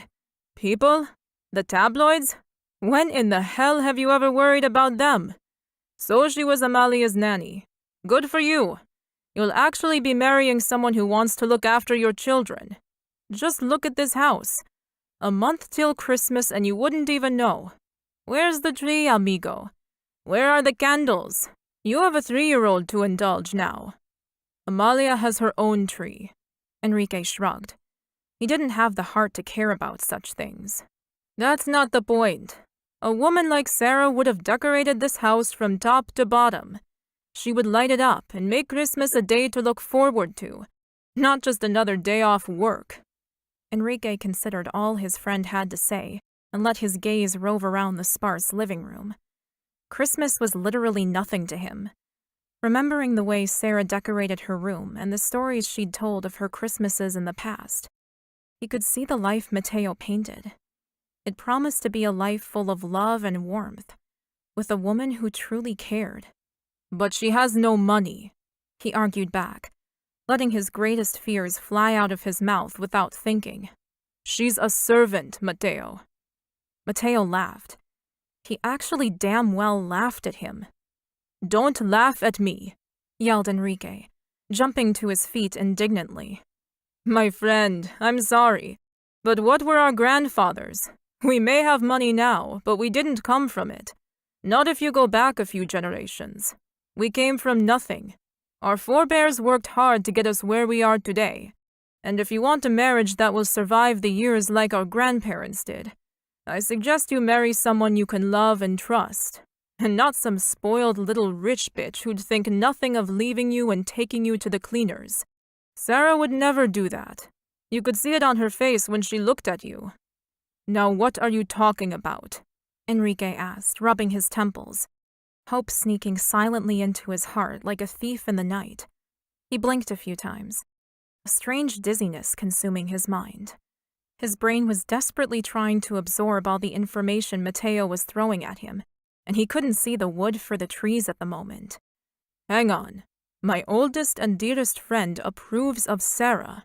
Oh, Enrique, my friend, you really do have it bad, don't you? I could see it the night you had your party. Why did you think I wanted to get to know her? I couldn't let my best friend fall in love with a woman I didn't approve of. I had to know what kind of woman you were getting yourself tangled up with. But you took her outside and you kissed her, Enrique sputtered. I had to take her outside because the sight of you and Valentina together made her cry. And I kissed her because I have never met such a genuinely beautiful woman before. Her tears for you just made me want to hold her forever and cherish her. Mateo stopped then, his body language changing. He sat up, throwing his shoulders back and jutted out his chin. Enrique sat down with a thump, slowly assimilating all the new information. Sarah loved him. Mateo thought she was beautiful. And like a fucking fool, he had let his pride get the better of him. He'd let her go. Mierda. Well, that would be remedied immediately. I've got to pack, Mateo. I have a plane to catch. Enrique stood up to give his friend a hug and a kiss on each cheek before he raced up the stairs to his room, calling for Ricardo on the way. You better make me your best man at your wedding, Mateo called out, a satisfied smile on his face. Chapter 16. Sarah knew her days of lifting 2-year-old children were numbered as she lifted Michael onto her hip. With her tummy expanding every day, she just couldn't pick up the kids the way she wanted to. Sarah looked at her cell and saw a new voicemail. She listened to her message, and her heart began to pound in her chest so loudly she could barely swallow for fear the organ would leap right out of her chest. It was Enrique. He was in Melbourne and wanted to meet her for dinner. No way. Oh my God. She couldn't see him. He couldn't see her in this condition because he'd want to know why she hadn't told him. Sarah started to panic, her breath whooshing in and out of her chest with dizzying speed. If Enrique found out about the baby, he would feel morally obligated to look after her and the child. He'd hate her forever for trapping him into looking after a baby he didn't want, with a woman he didn't want. With an almighty effort, she pushed the panic down by sheer force of will and focused on the problem at hand. Breathe. Just breathe, she coached herself. She couldn't see him. That was that. And if that meant she had to avoid him forever, then she would, regardless of how her naive heart felt about it. Deleting the message, she went back to her work as though he had never called and carried on as if nothing had changed. Hopefully, he'd just get back on his plane and go back to where he came from. It's the best thing for both of us, whether he knows it or not. Enrique had been in Melbourne for a whole week, and he had called Sarah every single day. She didn't, or wouldn't, return his calls. He didn't know how to get in touch with her in any other way, other than perhaps hiring a private detective. And did he really want to do that?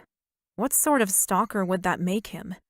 It seems like an abhorrent course of action and an invasion of her right to privacy. A thought struck him in the heart like a blade of ice. What if she's found somebody else? Mr. Martinez, I have found out where Miss Lewis works, Simone announced over the intercom in his office. Jumping 3 feet in the air, Enrique dived for the phone. Please dial the number and get her for me, he practically cried. Yes, sir. Simone connected the call for him, and the phone began to ring. His heart was beating so fast he could hardly hear the ringtone over the rush in his ears. It sounded just like the rush of the ocean swell caught in a shell, only 10 times louder. May I speak to Sarah Lewis, please? He asked when the line was picked up. Yes, I'll just get her for you, answered a young girl. It sounded like she covered the mouthpiece before calling loudly for Sarah to come to the phone. Hello? Came Sarah's beautiful and familiar voice through the earpiece. The brightness of her voice rang through Enrique's body like the chime of church bells on a Sunday. Sarah, it's Enrique. He heard her sharp intake of breath, and heat infused his groin instantly. Damn, that woman has far too much power over me. The slightest gasp, and he couldn't wait to have her beneath him again. Are you still there? He asked. Can I help you? She asked, her tone frosty at best. Yes, you can, Sarah. You can tell me how you are, he said smoothly, hoping some of his legendary charm would win back the woman he wanted. "I'm pretty good, actually, Enrique. How are you?" she answered politely. "I miss you."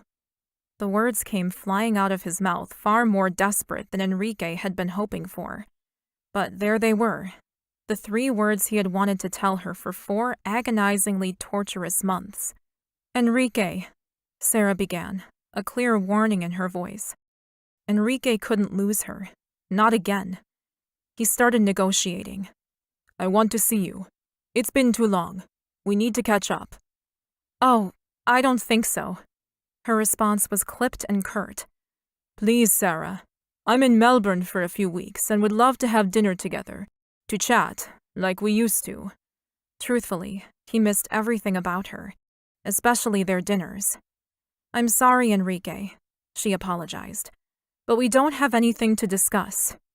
Enrique's temper flared in frustration, but he clamped down on his anger before he lost control of it. That was not the way to get through to her. If he was too aggressive, she'd shut him down. She was stronger than he ever gave her credit for. He knew that in retrospect. "All right then. I'll just have to come to you and show you that we have a whole world to discuss yet. Simone has the address of your new childcare center already. What time do you finish?" Silence for a moment. Deathly silence. "Well, I suppose we could meet up for dinner. Maybe. Yes, her resistance is waning," he thought. "Great. How's Friday for you?" Enrique asked, forging ahead boldly. "How about we just start with coffee?" Sarah suggested. "Come over to my new place and we can talk there." Surprised by her suggestion, but not adverse to it, he decided instantly to agree with whatever she wanted. It didn't matter where they were, as long as he got to see her. "That sounds great. Can I have the address?" Sarah recited her address to him and said no more. "Okay, see you at 8 p.m. She hung up. Enrique practically fist-pumped the air. He was so elated by his conversation with Sarah that he had the rest of the day off. He bought a breathtaking engagement ring and booked them into a beautiful dessert place for Friday night. His proposal had to be absolutely perfect. Sarah deserved nothing less. He wanted Sarah to be his wife more than anything else. More than he wanted his business to do well. More than he wanted to travel. More than anything. Nothing was worth anything to him without Sarah in his life. Gone were the days when he enjoyed dinners by himself and wild parties where he woke up next to some model he couldn't remember, apart from the fact she was on some advertisement he'd seen. Sarah's smile had haunted his dreams. He remembered her skin, her lips, and, of course, the amazing way she had developed in his arms over the magical month they had shared together. Despite her inexperience, she had pleased him more than any other woman ever had. She had been eager to learn, and so incredibly responsive to his touch. He smiled at the memory of the time she had come apart in his arms. There was nothing more gratifying in the world than hearing Sarah moan and to feel her spasm around him with her deliciously tight pussy. Enrique shook his head at the thought, trying to remove the images from his mind as he grew hard for the 5th time today. "Bloody woman," he growled, then laughed out loud. She did have the most amazing influence on him, and he never wanted to be rid of it again. On Friday night, Enrique walked up to Sarah's front door and almost sat down on the step without knocking. Fear and regret washed over him in alternating waves of hot and cold. What if she had found someone else and was just humoring him socially? What if she didn't want him? His spine straightened in denial as his pride kicked at him with the strength of a mule. Of course she would want him. And if she didn't, he would take her straight to bed and make love to her until she agreed to everything he wanted. He grinned at the sexy fantasy, and it gave him the confidence to knock. A brunette with a worried look on her face opened the door. "Hello, I'm looking for Sarah," Enrique greeted the woman. "Yes, I know. I'm Tanya, and Sarah is in the spa currently. She hurt her back today lifting one of the children. Please do your best not to upset her. She needs to stay put and relax." The woman frowned then as she stared at the flowers he'd brought. "I'll put these in water," she told him, pulling the roses from his hands. "Whoa, The woman was certainly abrupt. He wasn't used to people speaking to him in that sort of tone. But if she was Sarah's best friend, as her protectiveness seemed to indicate, then he wasn't surprised she was so curt with him. Taking a quick look at the unit, Enrique chuckled to himself. Christmas had definitely arrived. Sarah had the most spectacular tree he had ever seen, and she had covered every surface with colorful decorations or sparkling tinsel. Christmas paintings her children must have done for her were also stuck all over her fridge. "This is my future," he thought, with a small tingle of excitement. "Sarah, I'm off. See you tomorrow," Tanya called into a bedroom, walking out of the door with a stern look at Enrique. "You can go in. She's waiting for you." "Thank you." Enrique held his breath and walked into Sarah's bedroom. The same quilt was on her bed that had occupied her room in Spain. Enrique smiled as the memories came flooding back. "She can redecorate the whole house when we go home." He then walked on through into the bathroom, his throat tight and his hands trembling. He had been unable to prepare himself for the effect that seeing Sarah would have on him. And when he finally saw her, neck deep in bubbly water, his heart leaped inside his chest. Her bright eyes regarded him as he entered. His knees grew weak in an instant. A chair had been placed in the bathroom for him, and he sunk into it gratefully. "Hola, Enrique," Sarah greeted him in Spanish, giving him a smile that didn't quite reach her eyes. "Hi, Sarah," Enrique breathed, his eyes drinking in her appearance. "You've lost weight," he noted, unable to keep the thought in his head. She was paler and thinner around the face. Sarah smiled. "You have too." It was Enrique's turn to smile now. He hadn't had the energy to do the weights required to maintain the size he was when Sarah had met him. He also didn't have the appetite to eat as much as he should anymore. "I hope you don't mind me having a bath. It's just been a really long day, and my back's very sore." "No, of course not." Although, the idea of Sarah being naked under all those bubbles was a hard image to keep out of his head. "What happened to your back?" "I lifted one of the kids at work awkwardly," she explained. "But tell me, how's Amalia doing?" "Oh, she's great. I've kept Rachel on as her nanny. Amalia absolutely adores her," Enrique answered honestly. He'd been surprised how well the English nanny had worked out. But then again, he should have known to trust Sarah's instincts. Sarah smiled fondly, a light shining in her eyes as she glanced off to the side for a moment. "How have you been? I see you've changed your lifestyle a bit."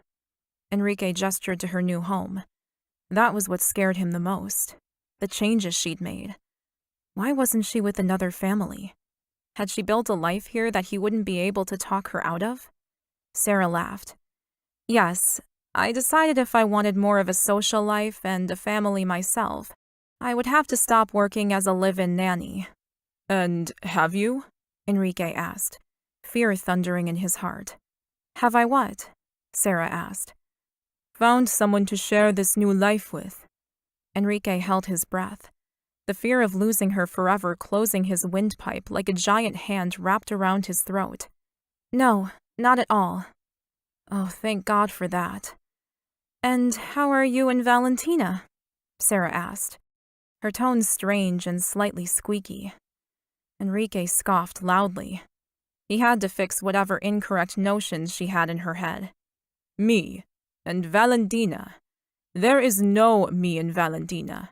Why would you think there was?" Enrique asked. "Well, for one, before I left, I rang your hotel and she was there. And she told me that she was going to be the mistress of your house. And then I saw you two in a magazine together, so I just naturally assumed that she'd gotten her wish." Enrique didn't know what to be more shocked over. The audacity of Valentina telling Sarah such a thing, or the fact that Sarah believed her. "I wouldn't have Valentina if she was the last woman on the planet," Enrique spat. It was Sarah's turn to drop her jaw. "But she was in your hotel room in London," she persisted. "She was there because I had arranged to have dinner with her parents that night, and she came to pick me up. I've known Valentina for 10 years, and if I had wanted her, I would have had her by now. The tabloids will print anything to sell a few more copies. Surely you know that. Enrique hoped Sarah heard the conviction in his voice and saw it in his expression. She nodded slowly, as if willing to believe him.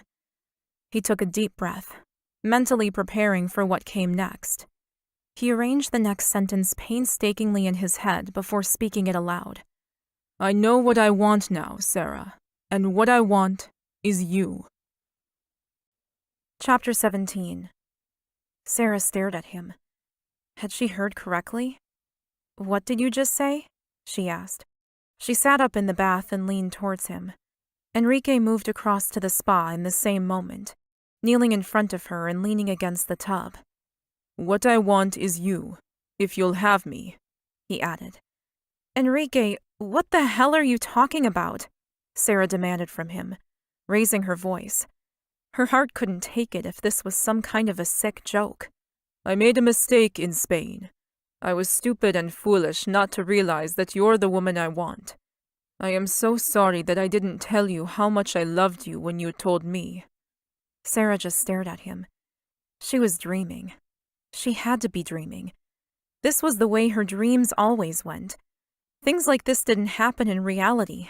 It was too surreal, too perfect, too terrifying. Sarah blinked, then blinked again, waiting to wake up. But she didn't. He was still there, in front of her, professing his undying love for her. So, what do you want, Enrique? Sarah croaked out, her heart in her throat. I want you to get out of this bath and let me take you into the city where we can discuss our future together. Our future? Sarah's voice was barely a whisper. No words had ever sounded so sweet. If you can forgive me, and if you still love me, I want to make a life with you, mi amor. Sarah buried her face in her wet hands and tried to control her breathing. When she looked up, he was still there, waiting on tenterhooks for her response. Of course I still love you, you big dumb man! Sarah exploded in frustration, panic, and relief. She had gone through hell these past 4 months. Where had he been when she'd wanted him? Well, get out of that tub, woman, so I can kiss you, Enrique demanded in his traditional style, jumping to his feet and holding out his arms to her in open invitation. He had never looked more beautiful. No. Sarah swallowed hard. How was she going to tell him her news now? What do you mean, no? Enrique asked, his eyebrows climbing toward his hairline. Then he started to pull his shirt off. Would you like me to get in there with you? Yes, please, she groaned. Sarah had never seen such a devastating sight as the one in front of her. Enrique almost shirtless was enough to make a grown woman weep. But she held firm. No! She almost screamed the word as she shook in the tub. Enrique's hands stilled on the buttons he was undoing. What's wrong, mi amor? He asked, dropping to his knees in front of her again, his gaze beseeching. I need to ask you something, Sarah told him as steadily as her voice allowed. She needed to get this out, and quickly, for he would know as soon as he touched her. Anything, Enrique vowed to her, his expression heart-achingly solemn. Sarah held her breath for a full minute and prayed for the response she wanted. I need to know if you want to have children with me. Enrique smiled at her question. My beautiful querida, that question will be answered shortly when we have dessert, he promised. The double innuendo made Sarah blush, and she felt her head swim with the new surge of endorphins he aroused in her. But that wasn't good enough. No, I'm sorry, Enrique. I need to know now.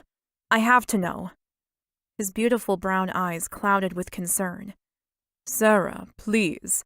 I'd prefer to talk about those sorts of things after we go to the city. I have a plan to fulfill, and I think you'll like it, mi amor. Sarah held fast with an iron will. She didn't care what plans he had. They wouldn't trump the plans she already had in motion. Enrique, I don't care about anything else. This is the only important thing. I need to know right now how you feel about having children with me. Her lover closed his eyes, then opened them again. his brown irises burning bright. Sarah, I can only hope that you will one day honor me with a child. You would be the most wonderful mother, and I would love nothing more than to have a baby with you. Sarah choked on a laugh, and tears began running down her face. He could not have said anything more perfect to her if he tried. Even in her dreams, he had never been so eloquent. I suggest you stand up then, Sarah told him, smiling despite the tears that continued to flow. Why? He asked slowly, but after she shot him an "Are you kidding me?" look, Enrique moved quickly to appease her and do as she had requested.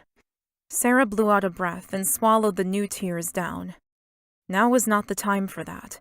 She began to get up, pulling her legs underneath her carefully. She needed to explain, and only hoped he wouldn't hate her for keeping such an important thing secret.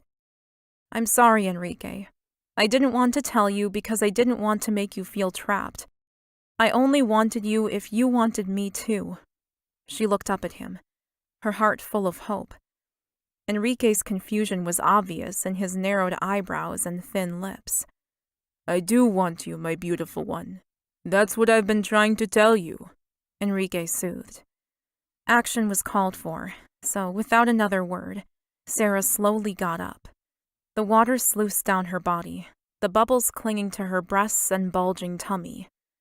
Dios mío, Enrique swore softly, his eyes roaming her exposed and expanded body. You're pregnant. She nodded and held her breath, waiting for something terrible to happen, something that would shatter her beautiful dream once and for all and leave her picking up the pieces of the life she was trying so hard to cobble together. Our baby? I can't believe it. His eyes were as wide as saucers. You didn't tell me. Guilt swam through her belly, making her swallow hard. Yes, I'm sorry. I felt so rejected by you, and then when you didn't call... His eyes widened, and then he looked down, coughing. So, would you have told me if I hadn't called at some point? Her stomach dropped. Oh no. This was what she'd been afraid of. How could she be honest about this? She reached for the towel she'd left on the basin and wrapped it around herself, covering up some of her body. Even with the huge bath sheets she had, they didn't totally cover her swollen form. I would have at some point, I think. I don't know, to be honest. He lifted his chin. You don't think I deserve to know, Sarah? It was his tone more than anything that broke her heart. So soft, so hurt. Of course I did. I just didn't want you staying with me because you had to. I assumed you were with Valentina, and I just couldn't cope with that. I'm sorry. Please forgive me. Enrique stared at her for a long moment. Then a slow smile began to creep over his face. You're the woman I love, Sarah. There is nothing I cannot forgive. Now please get out of that tub so that I may acquaint myself with my baby.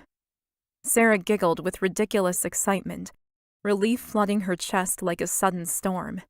It was hard and fast, soothing and hot, all at once. Enrique helped her out of the tub carefully, wrapping his arms around her for a hug as soon as she was steady on her feet. Sarah wrapped her arms around him tightly, made a little more difficult than usual with their child nestled between them. You are the most beautiful woman I have ever seen, Enrique told her, his eyes glowing like embers, smoldering bright against the deep and dark night sky. Before she had a chance to respond, Enrique's mouth swooped down to catch hers in a heart-stopping kiss, as his hand came up and cupped her belly in a possessive claim. Their baby kicked, and Enrique broke the kiss to stare down at her stomach. Wow, he breathed, his eyes wide and filled with wonder at the miracle they had created together. Come see my bedroom, Sarah suggested as she dried herself with the towel before walking out of the ensuite into her bedroom. So, she murmured against his lips, threading her fingers through his hair when they got there. What did you want to talk about in the city tonight before I totally wrecked your plans? Enrique's eyes filled with clear desire, and he pulled her arms from his neck. I'll be back in one moment. He fled from the room, but was back before she'd even put the towel in the bathroom. Where did you go? She asked. Then a thought hit her, and she rubbed her belly with a wry smile. I don't think we need protection, Enrique. Enrique choked on his laugh and went down on one knee like a prince in a movie. Sarah stopped smiling and stared down at him in complete shock. Surely not. Sarah, mi amor, I love you. Would you do me the honor of being my wife? Opening the velvet box he held in his hand, he showed her the most beautiful platinum engagement ring. Sarah didn't know if it was the hormones or her happiness, but she broke into hysterical sobs of joy. Sarah? Of course! Yes, yes, yes! Sarah shrieked at him, lost to the emotion of the moment. Enrique took the ring from the box and slid it onto her trembling finger. I love you so much, he told Sarah again, this time against her lips as she pressed herself as tightly as she could against him. Enrique pulled back then and bent in half, a rush of Spanish spilling from his mouth as his lips pressed against her belly. Enrique straightened. Everything's all right with the baby? He asked, urgency in his tone. Have you been to see a specialist? Sarah smiled and spoke soothingly, answering his questions. Everything is perfect. I've had 2 ultrasounds and the doctors have been very happy. Do you want to see the photo? Sarah asked, remembering the ultrasound picture she had in her dresser drawer. Enrique nodded, swallowing audibly. Sarah took out the picture from the dresser. Here, she said, handing it over. Enrique stared at the black and white ultrasound photo, his Adam's apple bobbing up and down as he swallowed. Do you know what it is? He asked. His voice choked.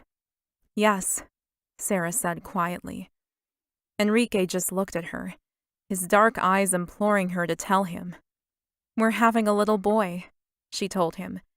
And for the first time during her whole pregnancy, she was able to say the word we, and it was the best feeling in the world. Tingles of happiness danced along her spine. Oh, Sarah, we'll have our little boy and our little girl. Remembering himself, he lowered his voice. That's the other thing, Sarah. Are you happy to raise Amalia with me? I love her so much, and I want to do what is right by my sister. Sarah could not have been prouder of her lover. His personal growth, tenderness, and pride made him the perfect man for her. Enrique, I would love nothing more than to be a family with you, Amalia, and our new baby. Life would be perfect from now on. Sarah finally had her happily ever after. Epilogue. Christmas Day. Honey, I need you!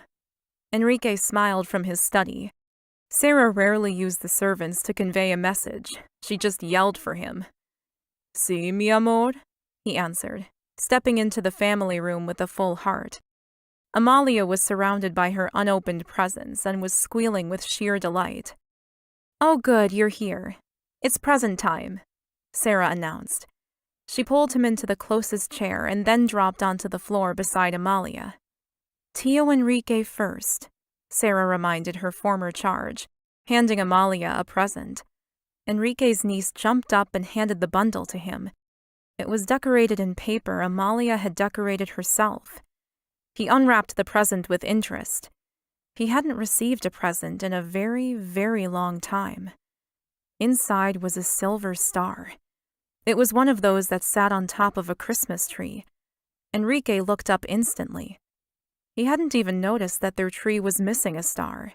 This is for you to put on our tree every year from now on. Sarah smiled, rubbing her large belly with a contented smile on her beautiful face. Our very own tradition. Enrique swallowed. A family tradition. Sarah was creating family traditions already. His soul ached. Of course, he said, shocked to hear his voice break with emotion. He rose to his feet, putting the paper carefully aside and gently placed the silver star at the top of the gorgeous tree. He stepped back and examined it. What do you think, Amalia? He asked, lifting his niece up into his arms. An action that had once seemed so foreign was now the easiest and most natural thing in the world to him. Sarah stood up and came to stand beside him, a broad smile on her face. "I think it's perfect," she announced. "It's very pretty," Amalia agreed with enthusiasm. "And next year, our son will get to enjoy it too," Enrique said, still a little nervous about saying those words. His life was too perfect. It almost didn't feel right to have everything he'd ever wanted. Sarah smiled and grabbed his hand, placing it high on her belly. Beneath his palm, his son rolled and kicked. "I think he's enjoying Christmas already," Sarah observed. Enrique grinned, unable to contain himself. His house had been transformed, and his life along with it. And this Christmas was only the beginning. He had a lifetime of moments like this to look forward to now. Thanks to Sarah, his life would be full of family, love, and beautiful Christmas days. Forever. This has been Her Boss's Baby, written by Lexi Myers, narrated by Mia Tucker.